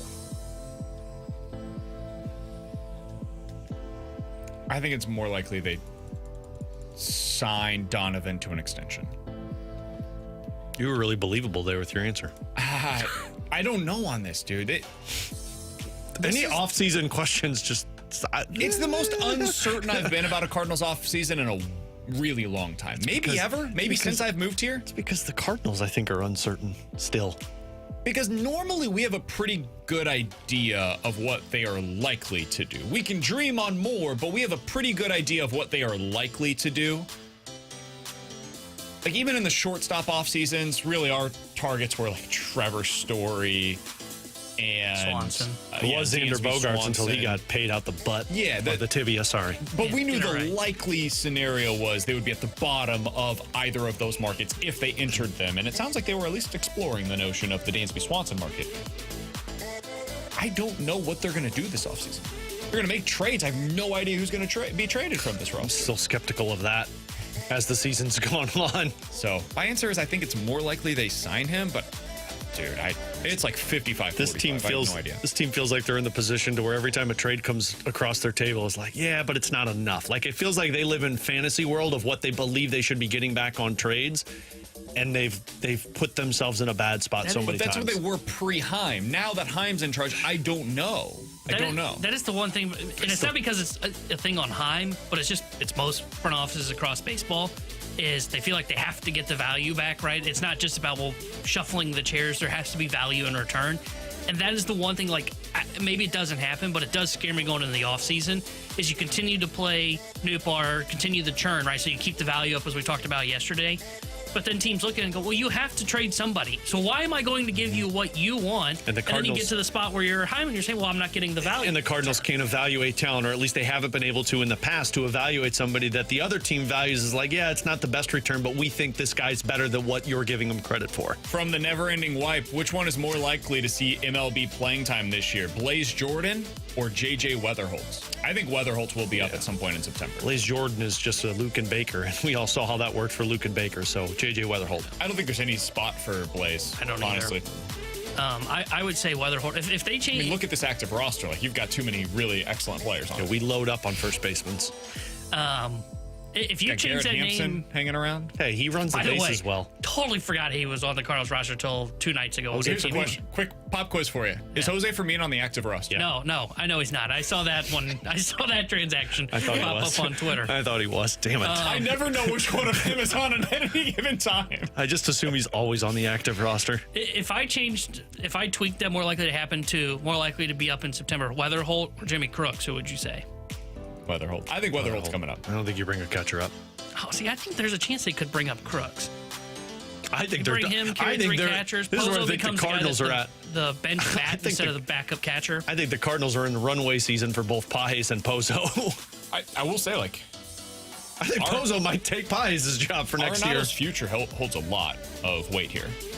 If Arenado is going to play again, and it seems like that's at least possible, then you probably can't bring up J.J. Weatherholt. Because what, you're just going to sit Arenado? For the three of us, yes. For the Cardinals, No. no. They're not going to do that. So if Arenado returns, T-Bone, I'm operating under the assumption that he's done for the year. I don't know that that's necessarily true. So if he returns, yeah, Jimmy Crooks is probably the correct answer there. And boy, will Cardinals fans be mad about that. Deservedly so. That would be a justifiable frustration by fans. All right, coming up in 15 minutes, we're going to dive into the junk drawer. I do want to talk a little bit about the NFL taking over a portion of ESPN, the red zone situation that's taking place there. We'll talk about that coming up in about 15 minutes or so. But coming up next, Alex loves when Dom writes about the Blues, especially when he writes about them in a positive way. He did exactly that earlier today. We'll talk about it next year on 101 ESPN.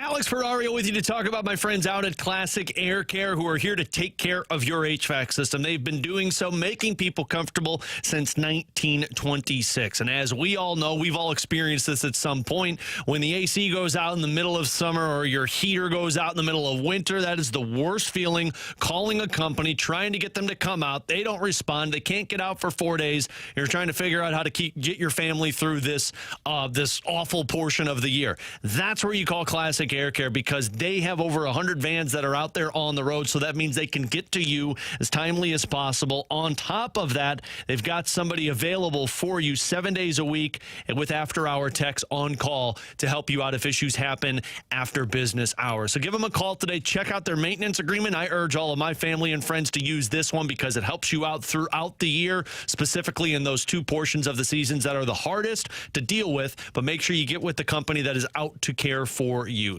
Plenty of experience as well with these technicians, over 20 years for most of the technicians that work for Classic Air Care. Call them today, schedule online, tell them Alex Ferrario sent you. It's Classic Air Care and classicaircare.com.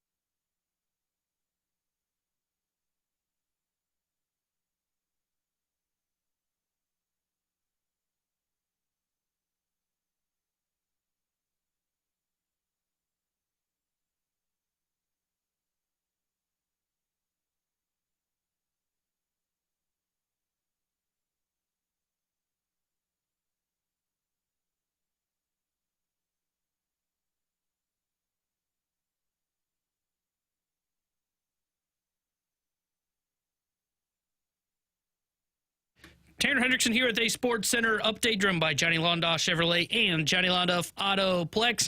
Cardinals fell to the Dodgers last night, 12-6. Game 3 of their 3-game set in L.A. is this afternoon. 3:10 will be first pitch. Shohei Ohtani will be on the mound for L.A. Matthew Liberatore will get the start for St. Louis. The Sports Center update is driven by Johnny Londoff Chevrolet and Johnny Londoff Autoplex. See them at Londoff.com. Chevy, together we drive. Are you kidding me?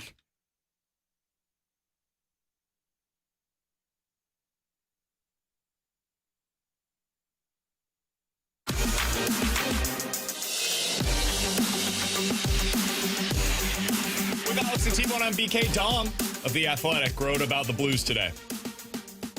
Which means Alex will either be beside himself because of how annoying, obnoxious, and terrible of an opinion Dom had, or That's always a given. Alex will be beside himself because, hot damn, Dom wrote something positive about the St. Louis Blues. So let's go ahead and dive in, Alex. Today, he wrote about contract efficiency across the NHL. Sounds Number like a one in the BK league. article. Oh, dude, this was really This got his juices flowing this morning.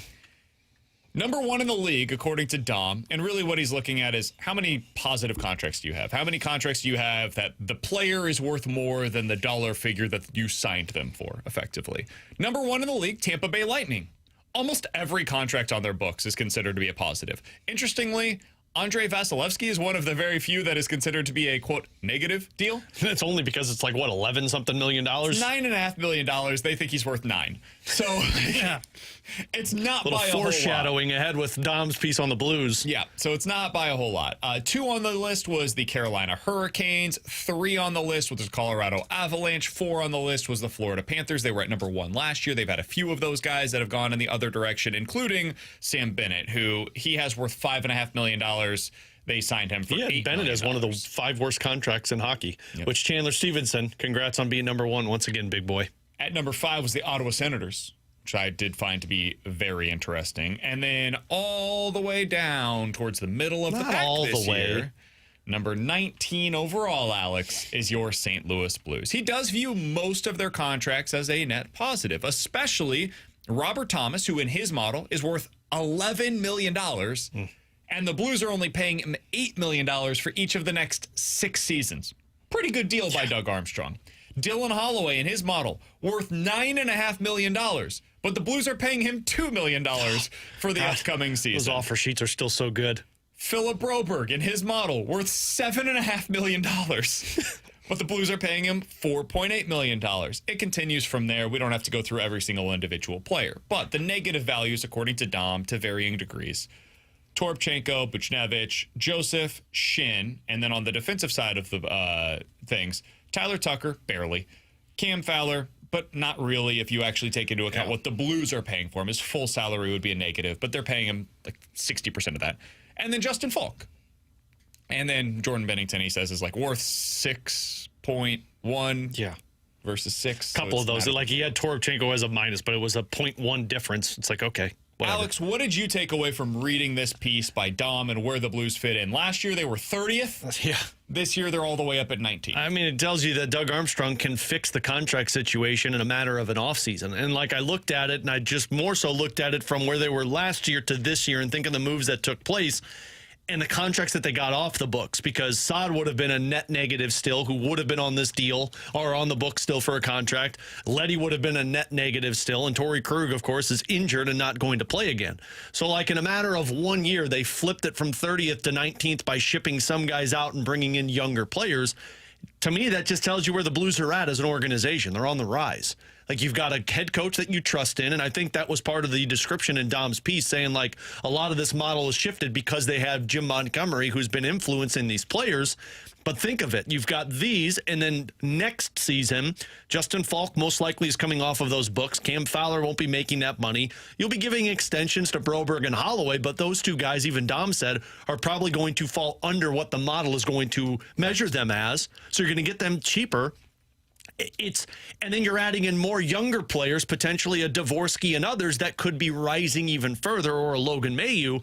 So this to me just tells you how fast this retool went for the Blues in terms of, in a matter of one season, they went from being one of the worst teams in the NHL in terms of their contracts and the situation they were in, to now a little bit more faith and optimism of like, hey, this is moving north. For all the crap that we have given to Dom over the years, do you think it is worth noting most of these conversations that we've had about his model not liking the Blues have been in the last 3 years? The Blues in the last 3 years have finished 6th, 5th, and 5th in the division, respectively. Okay, fine. Maybe he was kind of on to something, right? Maybe his model saw the front end. Now, he also didn't like them in 2022. I thought that was silly. All of the stuff was like, hey, the underlying model says that they can't keep getting away with it. The Blues were just a really good team, and things switched for them midway through the season. And the individual numbers I didn't agree with, because he always had Colton Parayko as a net negative, and I never agreed with that. And I think his model just like, this is kind of one of those things similar to in baseball's analytics. I don't think it accounts for what great defense brings to the table. I think there are some players that kind of break the mold, and there are certain models that just don't take account for that. I think Dom's model doesn't take account enough what Colton Parayko brings defensively. When you've got a guy that is trusted 23 minutes a night for the St. Louis Blues, at times 24 minutes a night, and he's playing the toughest minutes in the league, and this has been evaluated by other people out there, where he's going up against literally, like, there is not a defenseman that plays harder minutes against higher level of competition last year than Colton Parayko did. Yeah, that's going to make his numbers look slightly worse than a guy that's playing second pair minutes, going up against the second and third line from the opposition with regularity. And so you're able to just, like, they can get away with more, right? Jordan Kyrou can get away with more, in part because he doesn't have the same matchups as he used to when he was on that top line. That's not a shot against Jordan Kyrou the season that he just had. It's just the reality. So I do think sometimes he misses things, but it's because of what his model doesn't take into account. I think this is in line with how we feel about the team. I think the team is moving in the right direction. You can start to see some of the bad money falling off the books. Nick Leddy was a bad contract for the Blues. He's gone now. Torrey Krug, man, I really feel for him. This is not the way I wanted it to fall off of the books, but his money is basically off the books for the Blues at this point in time, for all intents and purposes. Justin Falk, we're getting toward the end of that. I think he's going to be in a Letty situation next year. So you're starting to see, of the core players on this roster, almost all of them are considered to be a net positive for the Blues. Now you're starting to get back into that playoff contention mode. It's no surprise that those two things are related. Yeah, I think you're seeing these contracts come off the books. You're seeing the young guys that they spent those 2 seasons of being bad, investing in draft picks and prospect. You're starting to see those guys touch the NHL. Now you're coming out on the other end of where the Blues were at with this retool. And I know Doug made the reference to the LA Kings. Now you're coming to the other side, and you hope that the other side results in more winning. And that's just that's why the model I agree with. I think what they have right now is a nucleus in place with guys who are going to be getting their contract extensions that are going to be core pieces moving forward, with the influx of some veterans that are getting maybe a little bit overpaid, like Braden Shen or Cam Fowler. But then you're also going to be putting in these younger contracts, these rookies to go in and perform. That's the recipe for success, is when you've got some overpaid contracts, some young players that offset itself, but then guys in the middle that are making the right contracts and performing to the level you need them to. The 314 chiming in. What a relief. Actual sports reporting. If you need a break, start talking about the shape of your face, your latest beauty treatment, or who your voice sounds like, what kind of beer is coming out of the keg, and other ancillary related fraternity topics. What just happened?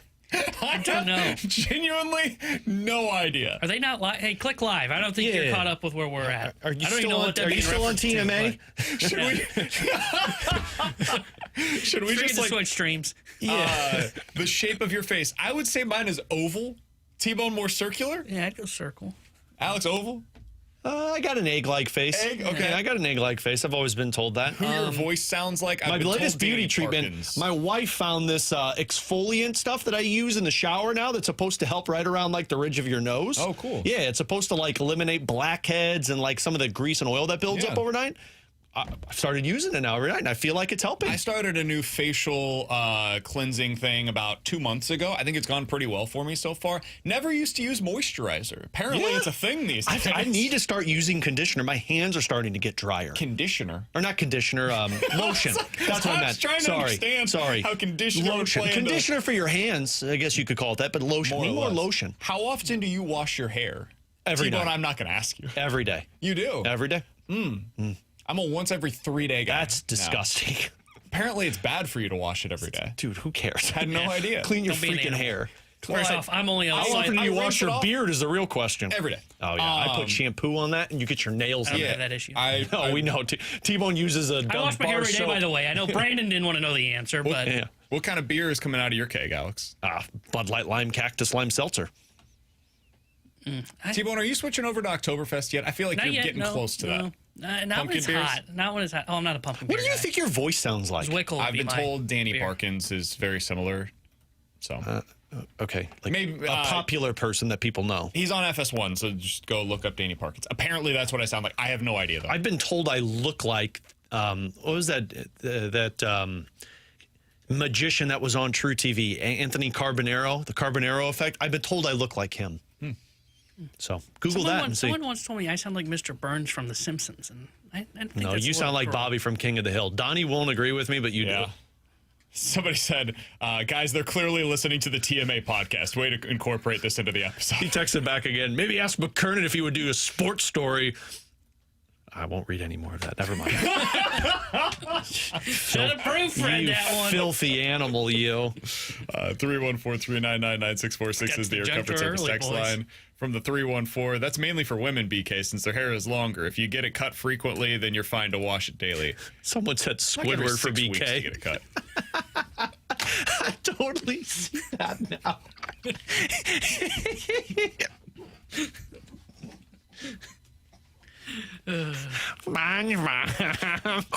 Christian Yelich isn't a star anymore. By the way, I've got an update on that.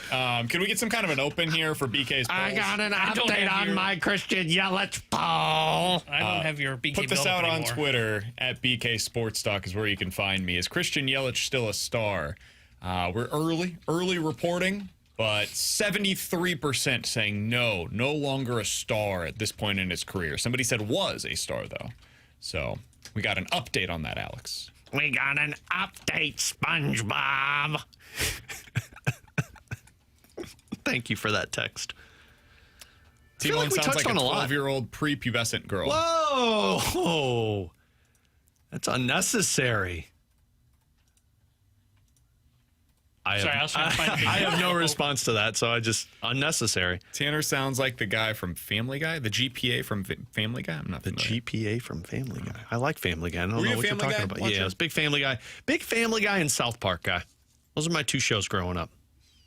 Really? Mm-hmm. I wasn't a Family Guy growing up. I've started to watch it more now. Big Family Guy and big South Park. I primarily watched Fresh Prince of Bel-Air. Watched Fresh Prince. That one always gets me. Whose Line Is It Anyway was a fun show to watch, Yeah, that too. was a good Grew one. up watching that one. That T-Bone, was did always you ever on watch from any of that stuff? That was always on from Not 9 Fresh to 10 Prince. o'clock. I started watching recently clips from Whose Line Is It Oh, it's Anyway? great. The old It ones. is good, yeah. Apparently, this was all the premise of TMA this morning. Someone said, is Pluto still a planet? Let's talk about that. Somebody said, I like The Shape of You by Ed Sheeran. It's a good song. When your legs don't work like they used to before. That's not it, is it? I don't know. Somebody said, I listened to TMA earlier today and didn't hear a single topic on sports. Guys, if you want me to be honest, I came in today and asked Alex and T-Bone how much we had on the Cardinals today. Because the honest answer is there's just, we can go over the same topics that we've done 100 times, and we will, don't get me wrong. There's not a lot going on right now, man. It's that time of the year, baby. Yeah, there's just not a ton going on right now. So yeah, like I totally get why they're a show that in general will lean outside of sports for a little while. And so like right now, this is the time when you do it. You know what? Maybe we should do a Freedom Tuesday. Isn't today Wednesday? Is it? Is today Chris Kerber, Wednesday? Voice of the Blues coming up at 1:30. Oh, it's a Wednesday. Junk Drawer coming up next here on 101 ESPN.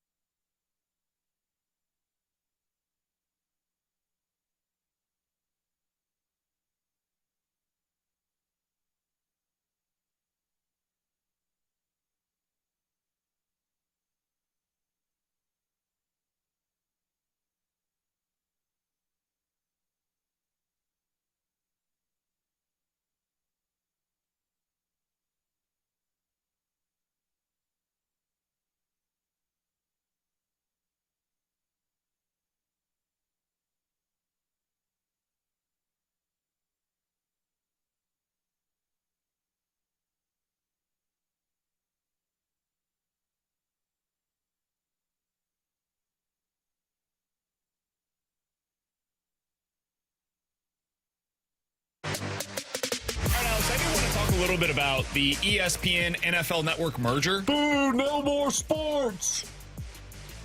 Is this media story, sports story, whatever you want to call it? It involves ESPN and the NFL. I'm going to have to work on my voice. I think I'm going to go to a voice coach.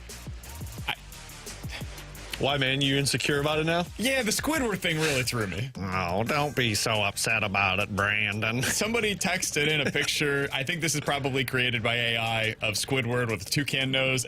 And now you're like really insecure. Yeah, I feel seen today. You should be like that guy in T-Bone. You'll get this reference because you're watching it now because apparently you want to go back to 90s television. Home Improvement, where on the YouTube camera, it's just your eyes. You should just have your eyes here so people can't see anything else. That wouldn't be creepy at all. And then shift your voice. Whew. All right, so ESPN and NFL have entered into an agreement. NFL is going to get a 10% ownership stake in ESPN. All of the NFL fantasy stuff, that's going to ESPN. ESPN is getting more game rights. They get the rights to NFL's Red Zone. Although my understanding, Alex, from reading this is that Red Zone is kind of its own property. I was going to say, so like, does it, is it just not streaming on NFL Network anymore? Yeah, so like ESPN now owns. So you go to ESPN to watch Red Zone. Or maybe it just stays on Red Zone. Yeah, I mean, it's a purchase still paying, thing separately. But ESPN will now have the rights to that. But like Scott Hansen, I think, has a 4-year contract, so that's not going to change. I think NFL is still like producing it technically. It's just effectively been like leased out kind of to ESPN, similar to what the Pat McAfee show is. Pat McAfee show is almost separate from ESPN, but ESPN owns the rights to it, so it's through their platforms and whatnot.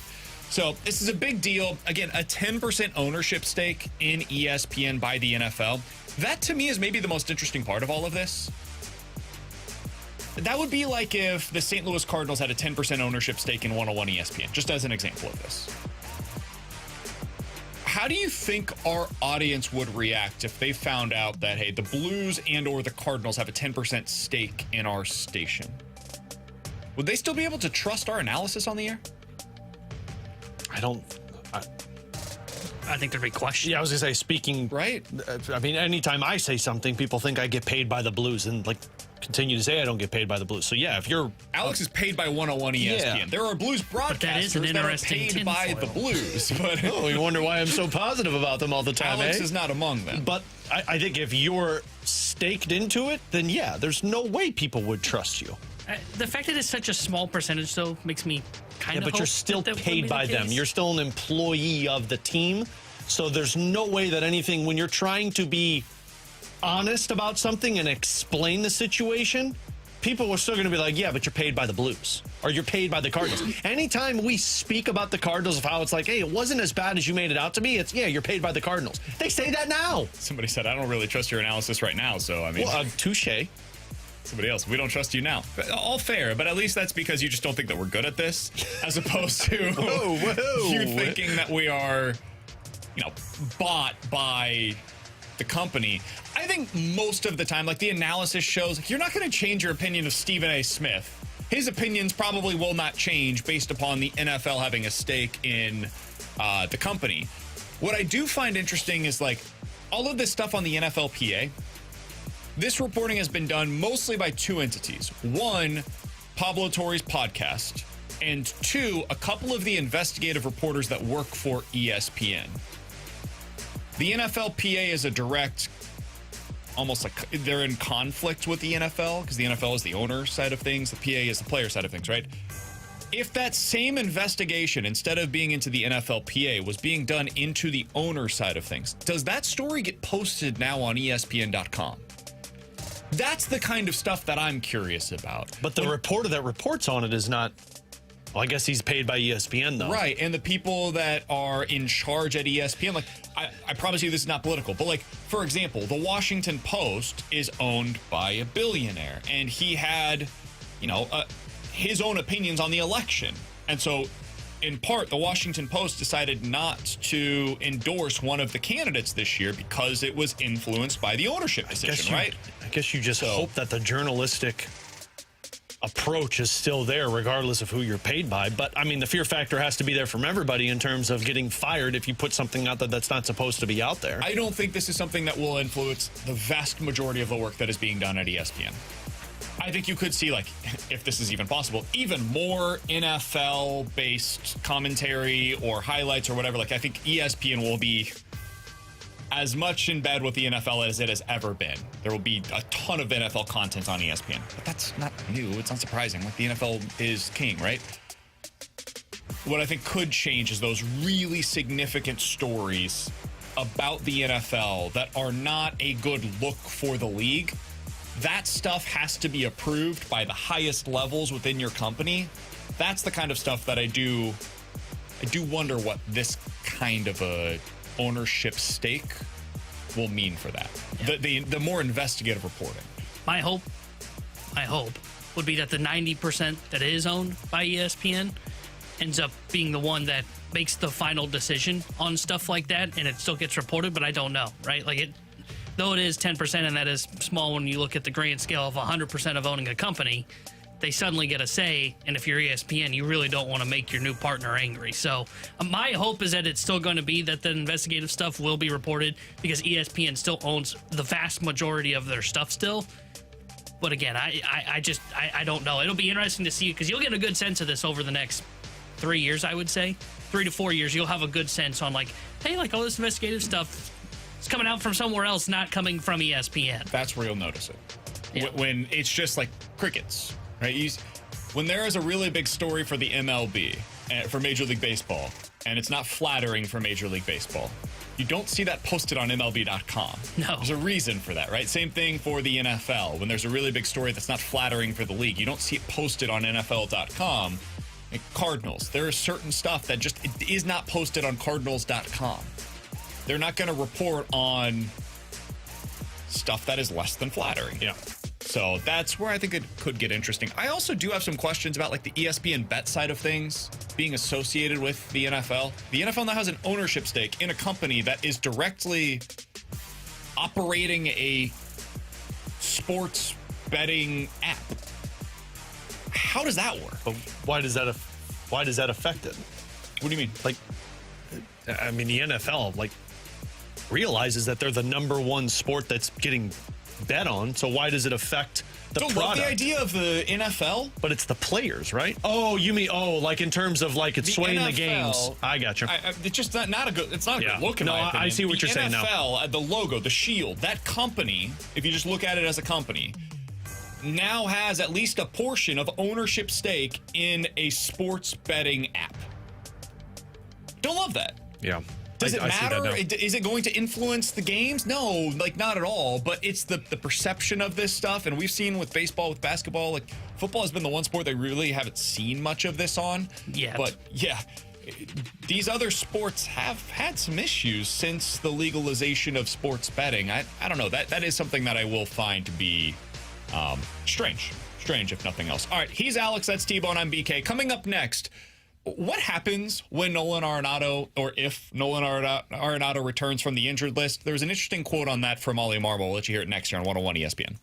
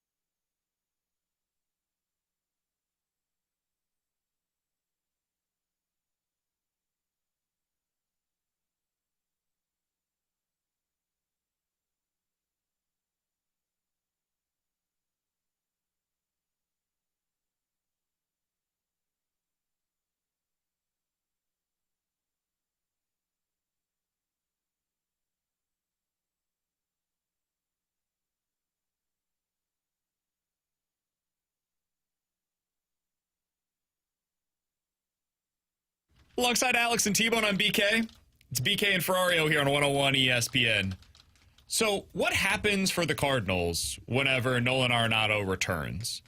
It's something that was discussed yesterday on the Gas House Gang. Here's Ollie Marmol's answer. While he's here, he needs to play.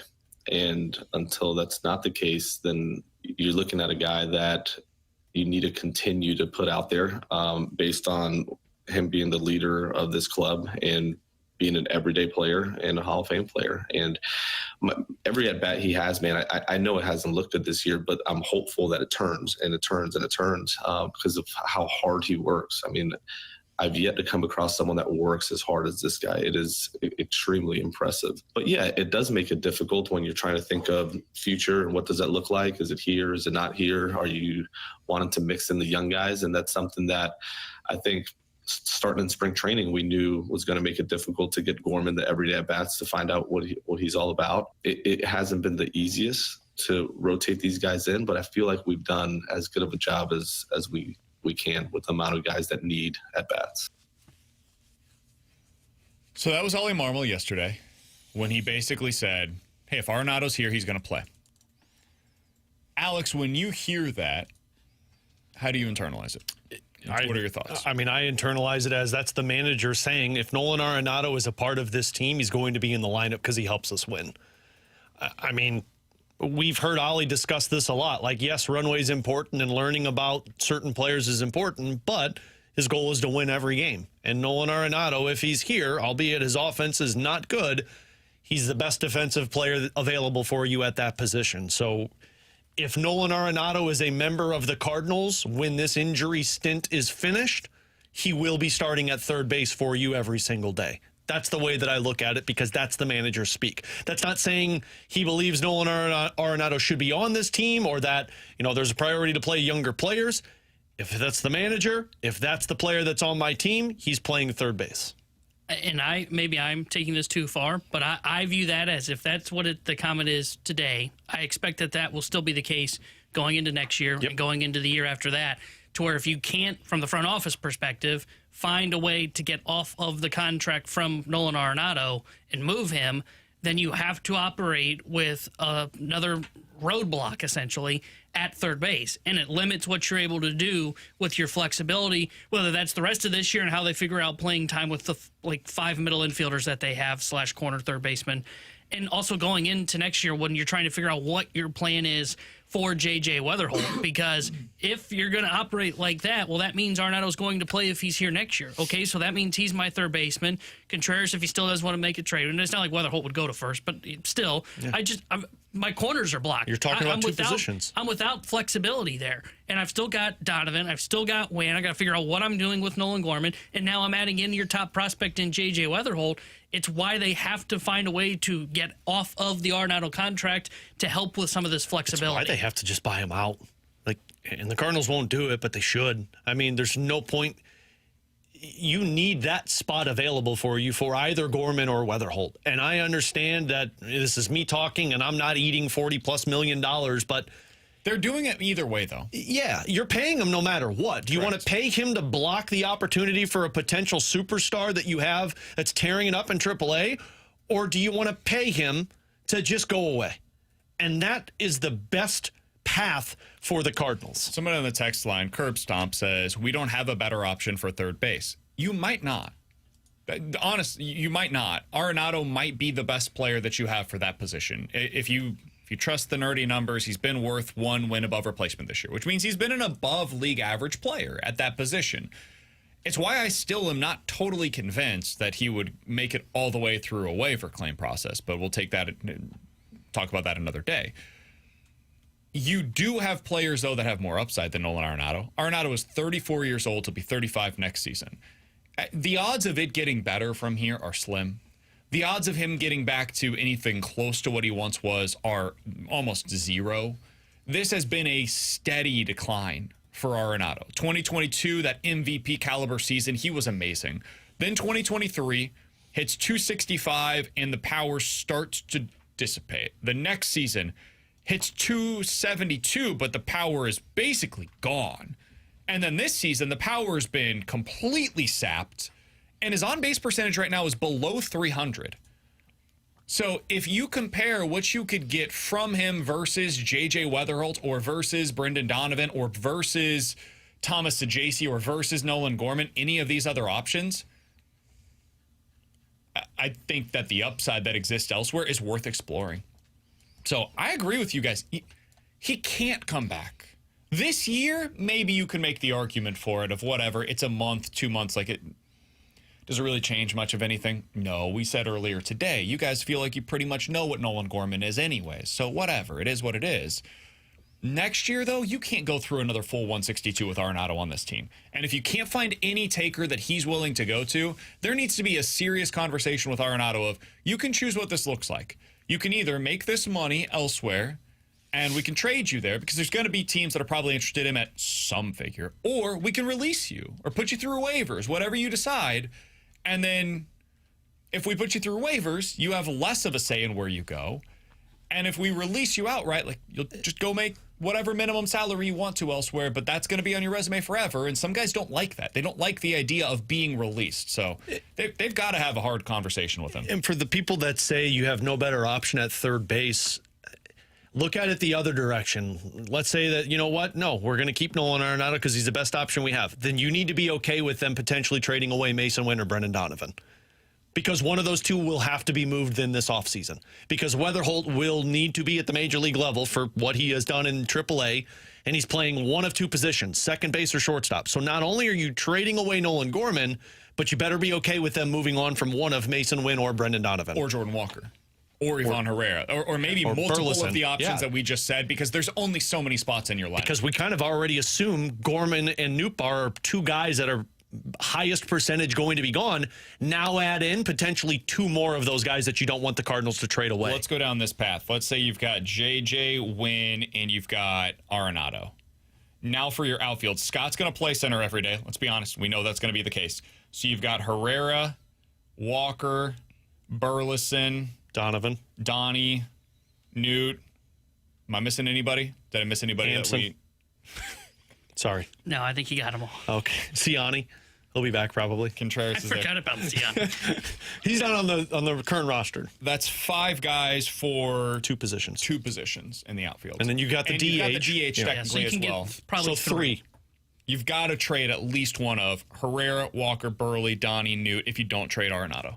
At least one of, and probably two. Mm-hmm. Yeah, I would say two is the most likely necessity for this team. So instead, you could do what we're talking about with Arenado, and then you only have to trade one of Newt, Donnie, Burley, Walker, and Herrera, most likely Nootbaar, and boom, you've cleared it. You've cleared the decks. Yeah. You're good to go. Yeah. So for those that say, well, you can't get rid of Arenado, he's your best option, then you better be okay with them giving up multiple pieces that you don't want them to trade.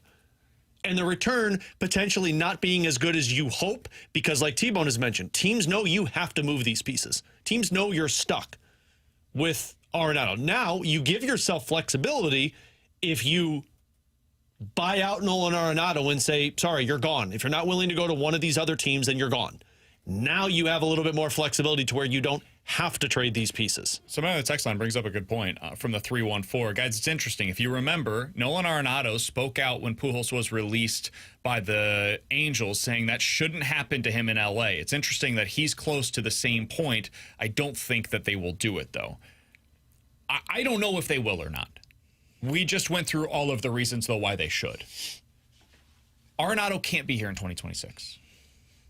If the Cardinals were in a different situation, I think you could convince yourself that they should keep him around. There is a scenario in which it would actually have made sense in a different part of their life cycle. Like if the Cardinals were still really good and they were trying to go for it in 2026 and they didn't have this glut of position player talent, or maybe even if they did, but they were like, we're good, we're going to trade some of this for pitching, and we're really trying to win in 2026, I could convince myself that Arenado being here is the best thing for you to achieve that specific goal. Good defender. Yeah, he's below average offensively, but whatever, you can get away with that. Given where they're at right now, I can't convince myself of it.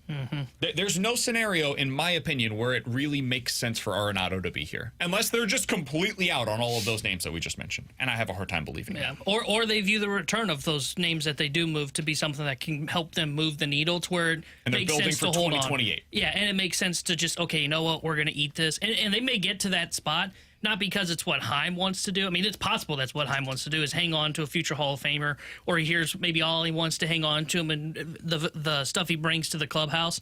But the number one thing is, does ownership, are they willing to pay a guy to not be here?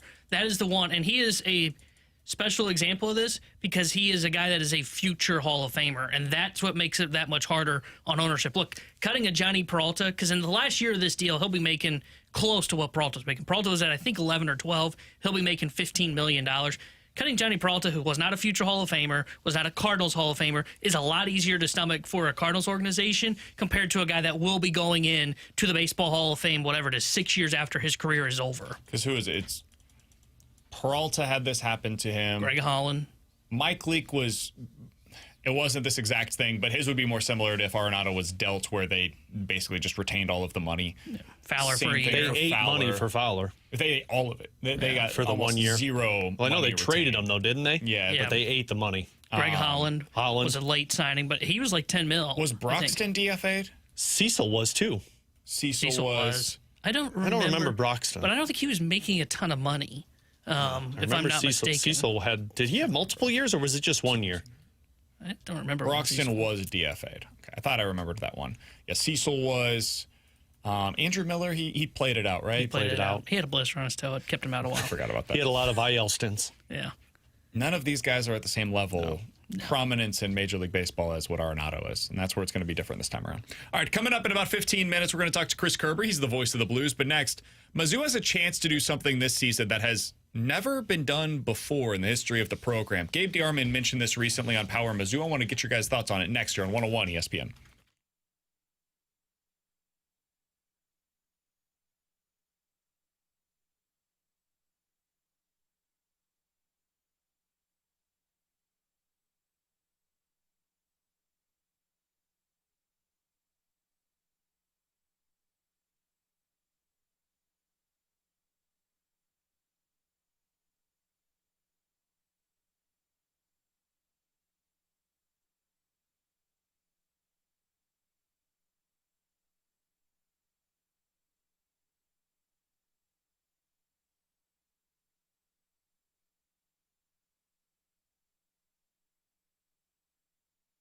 It's time to unlock your inner champion. The place to do so is with Victory Men's Health. Check them out today. They have 4 great locations across the St. Louis area. Victory Men's Health can be found in O'Fallon, Missouri, O'Fallon, Illinois, Sunset Hills, and the location that I personally attend in Town and Country. Check them out today. Unlocking your inner champion means different things for different people. For some, that means erectile dysfunction issues that you're dealing with. For others, it's those weight loss goals that you're trying to meet. You haven't been able to meet them on your own. Now is the time that they can help you out with that. Also, low testosterone, they can check those levels for you, get you back up into that healthy normal, the upper end of that healthy normal for adult men. And they have a bunch of other services as well. Vitamin infusions, supplement shop, red light therapy program, cardiovascular testing. It's all available for you at Victory Men's Health. For me, they send me my monthly packet. It's got all of these daily vitamins and things that I need to take nutrition-wise, supplement-wise. It comes in one packet, so that way I know at the beginning of the day, all right, this is what I got to take for today. It's all available for you. Unlock your inner champion today at Victory Men's Health and online at victorymenshealth.com.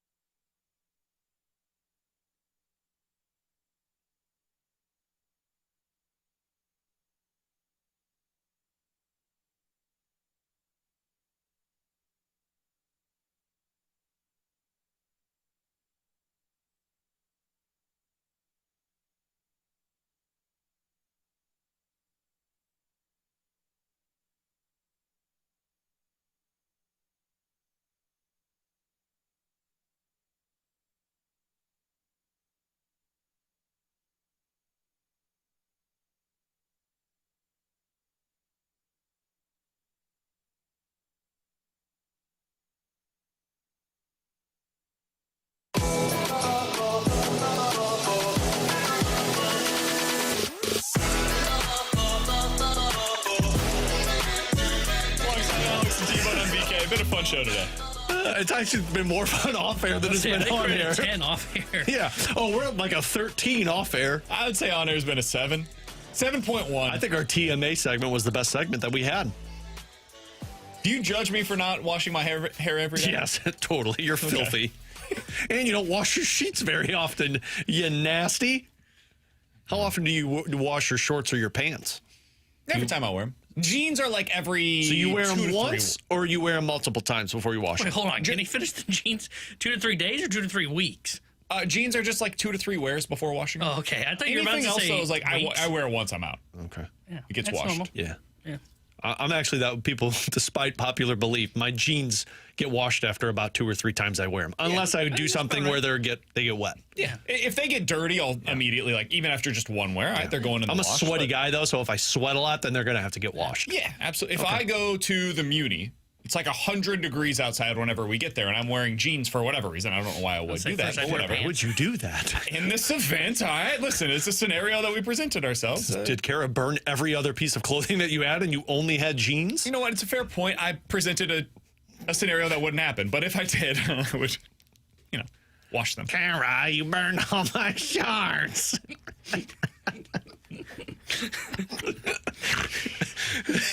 Okay, so Gabe DeArmond mentioned this the other day. I actually was not aware of this fact until he said it. Or wrote it. Mentioned it on his podcast. Okay. No, he did say it.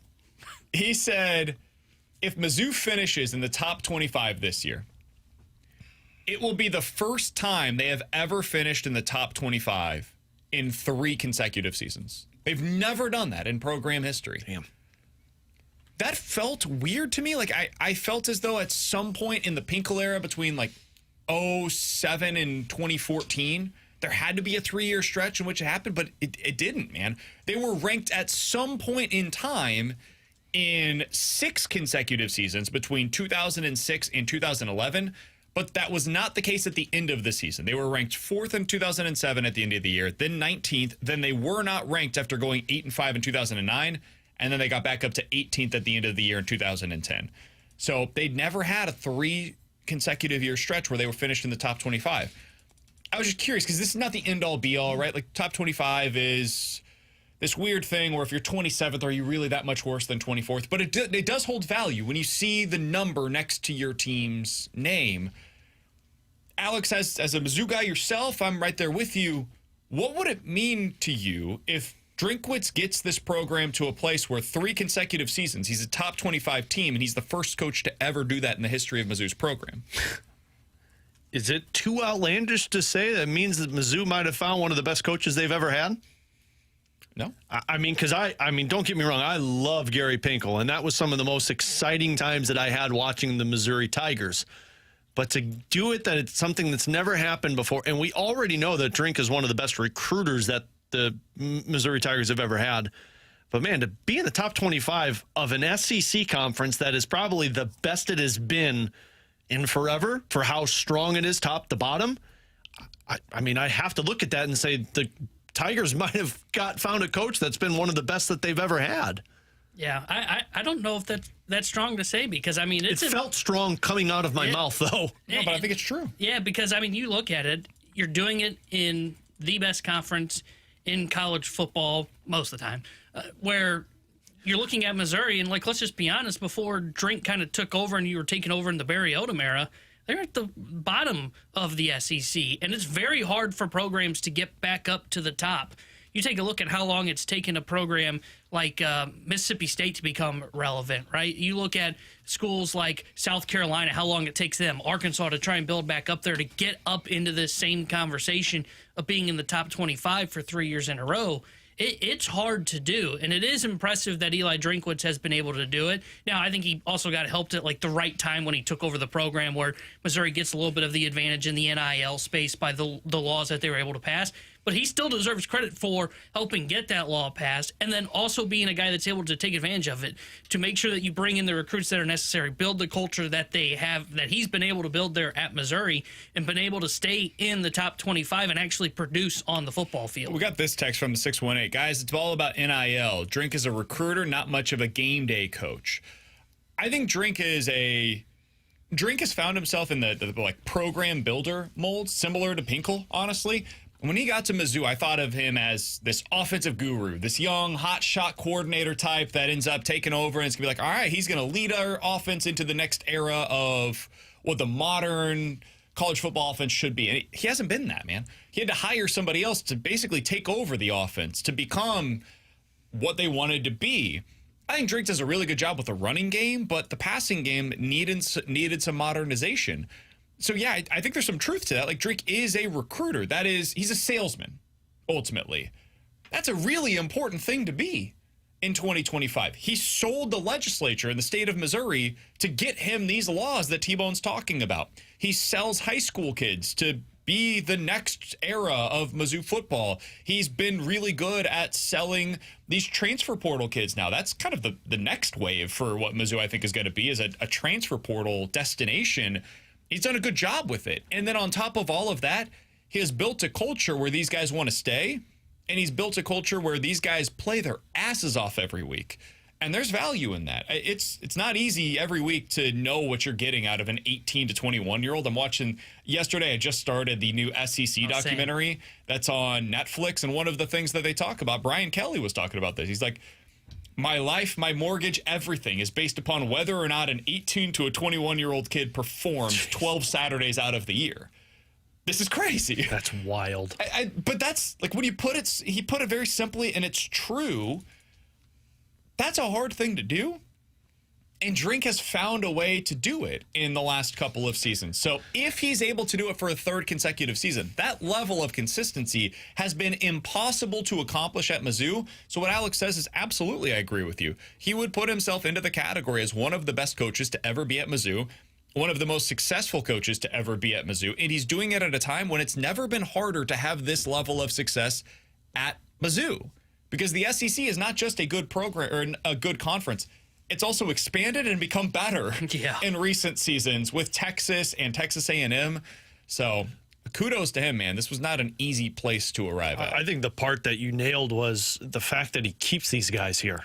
Because, like, seeing how often players transfer out of a team after one season that's not the greatest. I mean, Luther Burden stayed there the length of time with Mizzou, and he could have transferred out multiple times and stuck with it. Like, that's the part that doesn't happen specifically in the SEC when there's better schools that you can go to.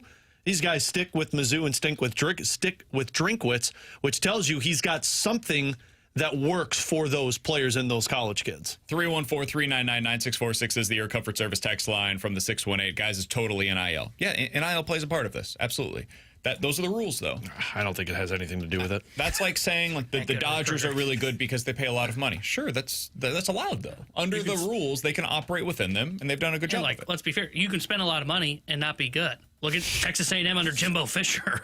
Absolutely. He ended up getting fired. And look at the New York Yankees in baseball. They look like they're going to miss the playoffs. They spend a ton of money. And Mizzou spending money, don't get me wrong, they aren't like a top 6 to 8 team in the SEC in what they spend. They're probably closer to that 10th spot than they are the 5th spot. So, yeah, they're spending, but they're spending what everybody else in the conference is. So I don't think it's exclusively that. I also think he's a pretty darn good coach, man. And he gets a little underrated because of some of the goofiness that comes along with him and the awkwardness and the young hotshot stuff that came about when he was first hired. He's a hell of a head football coach. I mean, he's no Brett Bielema, but yeah, great coach. He's the anti-Bielema. Bielema fun. doesn't say a whole lot. Yeah. He's not exactly known as this like young hotshot offensive mind, but he's just a hell of a culture builder. Yeah. He's a good football Bielema player. just looks pissed all the time. Again. Well, yeah. And he's actually starting to recruit again, which is huge. I just saw this too. Speaking of like interesting nuggets where Mizzou hasn't done it for 3 years, Illinois would be just the third time in program history if they could finish in the top 25 in back-to-back seasons this year. It's not the first time in program history. Just saw this as well. SEC teams with back-to-back 10-win seasons. Mizzou, Ole Miss, Texas, and Georgia. This is over the last 2 seasons. Mizzou's the only one on that list that is not ranked in this year's preseason top 25. Yeah. I do think it's kind of strange that Ole Miss is like top 15 in the poll and Mizzou's not ranked when they have basically the same resume. I think if Mizzou had a known quarterback starting for them, they would probably be right around where Illinois was. Ole Miss doesn't have that either, right? though. I guess unless they got somebody in the portal that I'm forgetting. No, I guess that's It's true. the same situation, basically, for those two teams. Ole Miss, I can't say this with certainty. I think it's because people trust Lane Kiffin more than they trust Eli Drinkwitz, so they just assume like they're involved in a bunch of the high-level transfers. I know Lane Kiffin's a really good coach. Like, I trust that they're going to be a top 15 to 20 team in the country. I think the deference goes to him. Whereas with Eli Drinkwitz, I think people are still in a wait-and-see approach. And I think there are some that say that was Luther Burden. Like, your success is actually just on the back of Luther Burden. He wasn't that good last year. Yeah, I don't think that's the case at all. He wasn't that good. Coming up next, Chris Kerber, voice of the Blues here on 101 ESPN.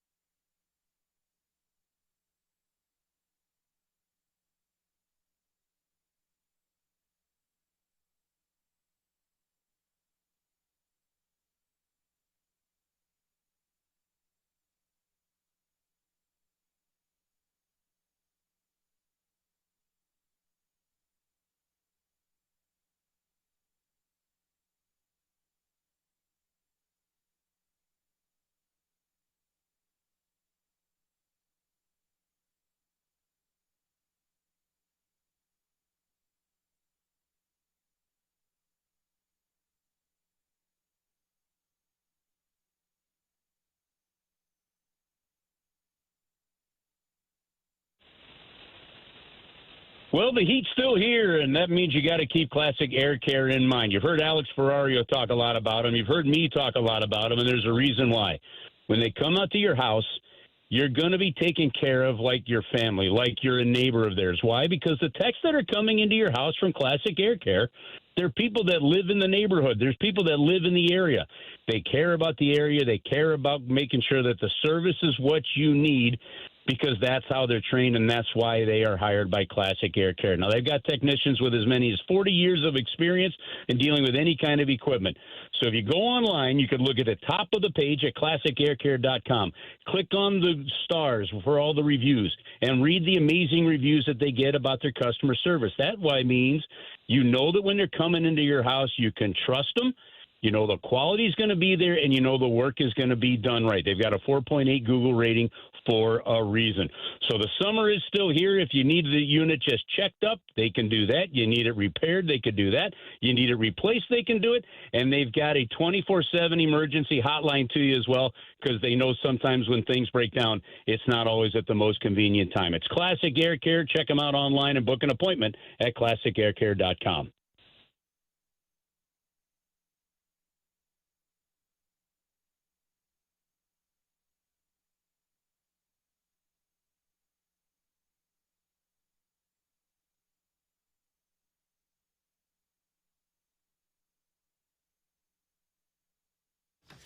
Tanner Hendrickson here. The Sports Center update brought to you by Soliga Heating and Cooling. Cardinals fell to the Dodgers last night, 12-6 in the rubber match. Their 3-game set in L.A. comes up in just about an hour and a half. 3:10 will be first pitch. Matthew Liberatore will be on the mound for St. Louis. Shohei Ohtani will get the start for the Dodgers. The Sports Center update is brought to you by Soliga Heating and Cooling, a Daikin heating and air conditioning dealer.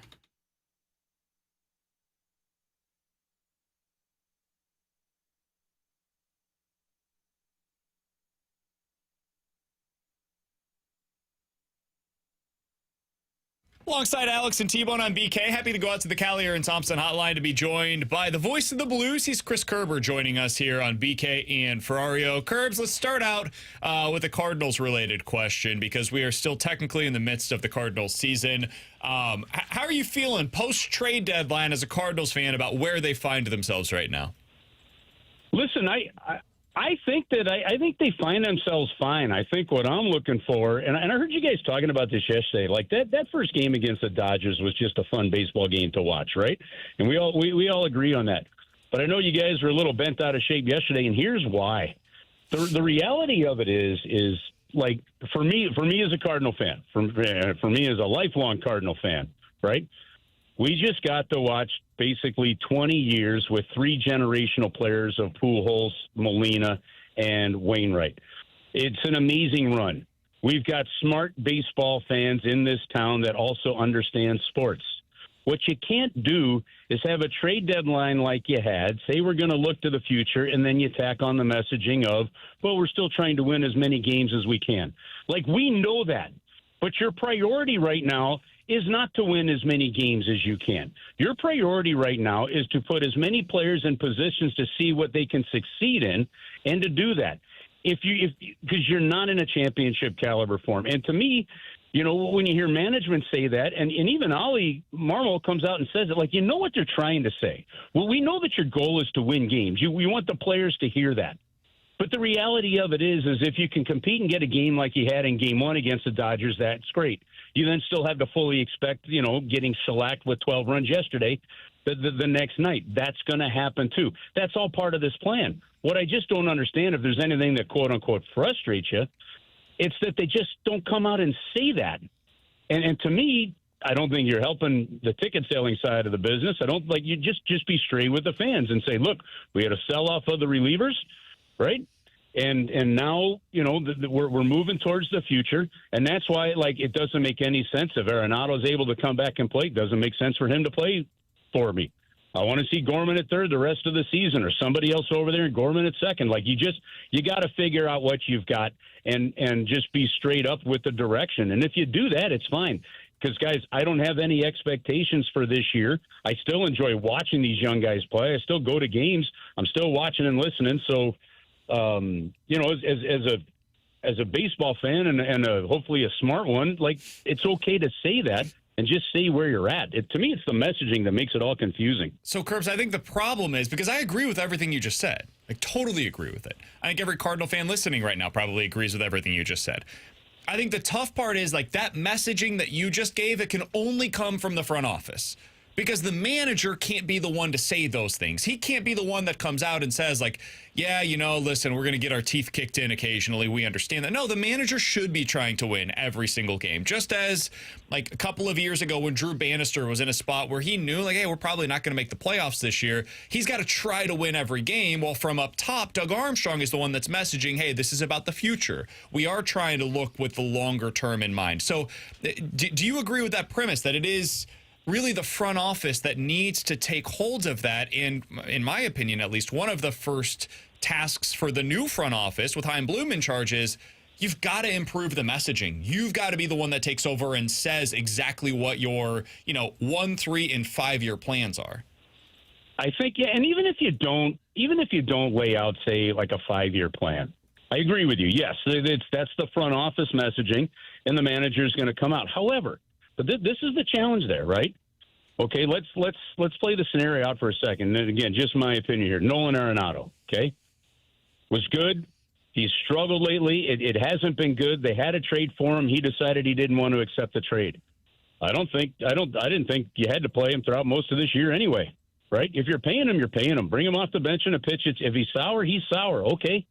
Eventually, you're just going to have to figure out what you do. But I don't see the benefit of keeping him and playing him, right, to remain somewhat, quote unquote competitive when you know it's not the real direction. I just think, I think Doug Armstrong has mastered this in his career.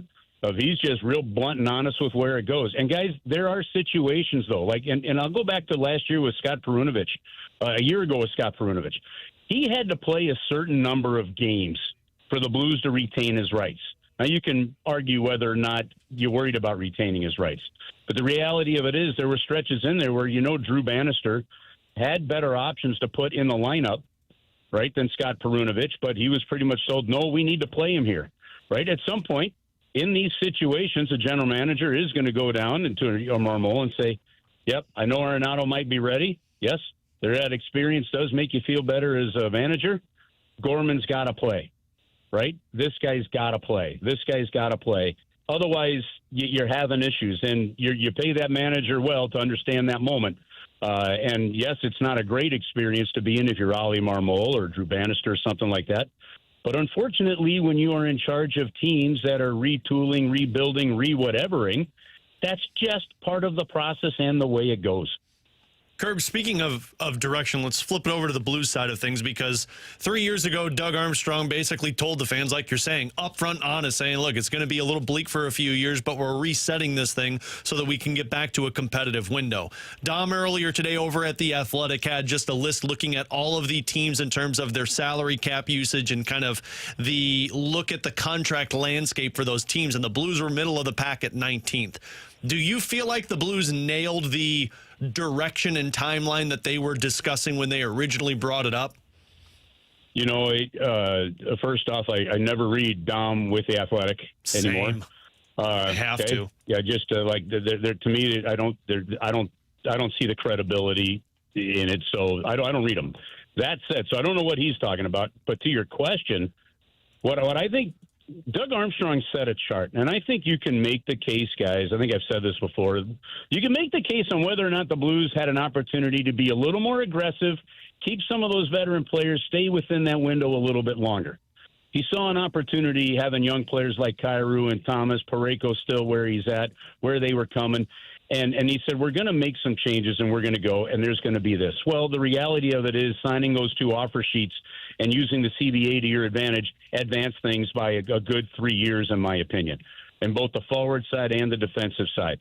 So then you look at the continued development of some other players. And the one thing that Doug did, he could have gone out, he could have changed that a little bit. Hey, we're more competitive now, let's go for this.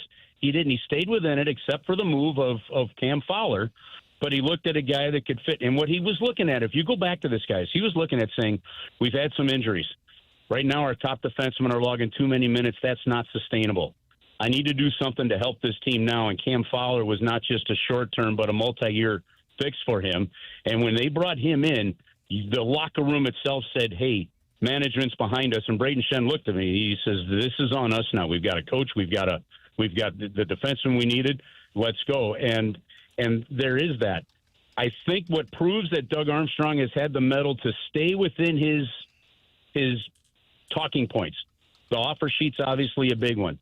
That trade of Bolduc for Logan Mailloux is massive, fellas. It's like you didn't have room maybe in the top six for Bolduc to get the ice time that you would like to think he might need to be a 30-goal scorer. Okay, fair enough. You trade an asset and you get a young asset that fits the size, the age, the term, everything that he had said 3 years ago. And this could be, it's always a gamble when you trade for a young defenseman, but if it works, it could end up being a brilliant trade. So, yeah, I think Doug Armstrong and his management team have, for the most part, pretty much absolutely nailed it. And, guys, one of the things, Alex, I guess one more point. You know how you nail it, too, though? It's when you're picking 20th and Robert Thomas becomes a player. It's when you're picking 20th or around there, and a Zach Bolduc becomes a trade piece for a Logan Mailloux, right? I think Bolduc was, 16th? It's when you're picking in that same range and a Jimmy Snuggerud looks like he's a player, or a Jake Neighbors is a player. They found impactful players despite picking in the bottom third to middle third of the draft, and that's what's allowed this to happen. If you miss on those, right? Or you trade you trade your players and some prospects don't come along. It makes that retool a very painful, long, excruciating process. Chris Kerber is the voice of the Blues, and of course you hear him weekly here on BK and Ferrario. We're about 6 weeks away from the start of the Blues preseason. Can't wait to have him on regularly as we get closer and closer to the start of the Blues season. Kerbs, appreciate the time as always, man. Enjoy yourself. We'll talk with you again next week. Cheers, fellas. Have a great week. See you, Kerbs. It's Chris Kerber, voice of the Blues, joining us as he does each and every Wednesday here on BK and Ferrario. Coming up next, we got some breaking news on Nolan Arenado. We'll get into it in the Rewind here on 101 ESPN.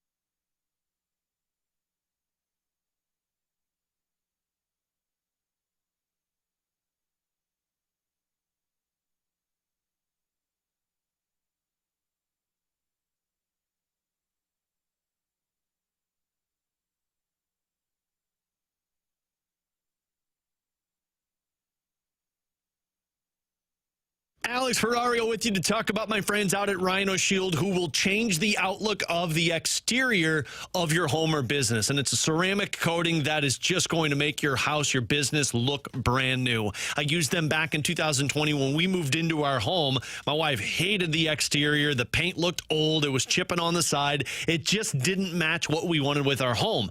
I was going to do it myself, and I'm so glad I decided not to, because Darren over at Rhino Shield came out and explained to me that when you use paint, it washes away with all of the moisture. It deteriorates from all the UV rays, the sun beating down on it. But with Rhino Shield, you are getting a ceramic coating that sticks 8 to 10 times thicker than paint. Frankly, it's engineered to outlast paint. 100% waterproof, deflects 90% of the UV rays, and it's all backed by a 25-year transferable warranty. My house looks brand new today, 5 years after Rhino Shield did the work on our exterior. So call them today, have Darren come out, provide you the quote. If you're a home or if you're a business, use the coating of a Rhino to make your home look brand new. 877-25-RHINO. Tell them Alex Ferrario sent you. 877-25rhino.com.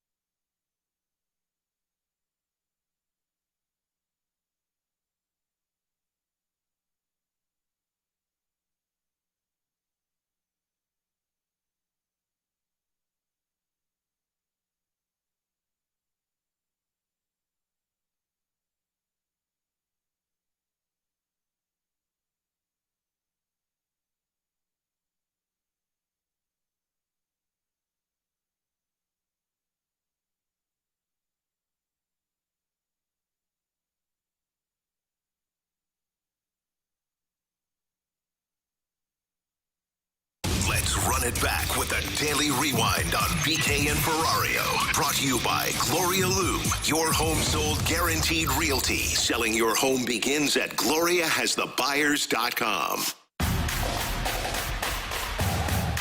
Breaking news, this comes from John Denton of Cardinals.com. Cardinals third baseman Nolan Arenado will report to Jupiter, Florida on Friday to begin a rehab assignment, according to Ollie Marmol. The club's thinking is, quote, after his shoulder strengthens, he could soon appear in games there, end quote. So it took 5 days for him to get to a place where he feels comfortable now going to Jupiter. Yeah, sometimes the shoulders heal pretty quick. I've heard it's like skin. You know, it just heals itself quickly. What do we do with this? What do you mean, what do we do with this? He's back. Like, Arenado clearly was hurt. I don't know, like, injured-wise, whatever. His shoulder has been bothering him for a decent amount of time. We know that because he missed games earlier this season, in part due to this, right? There was that time where he dealt with the shoulder, and then there was the finger, or maybe it was the reverse order, whatever. But, like, Cardinals' next series is coming up on the road in Miami. That's on August 18th, so he's probably, I would guess, like, that seems like a natural landing spot for when you could see him back. It'd be roughly about 15 days, 18 days after he went on the injured list. So we're just going to, like, start this same song and dance. It was 2 weeks of no Nolan Arenado, and we're right back to this? Yeah. I don't know why you're surprised by that. It was probably outlandish to think that he wasn't going to return this season. Part of me just tinfoil once again. I wonder if he was just trying to reset his brain.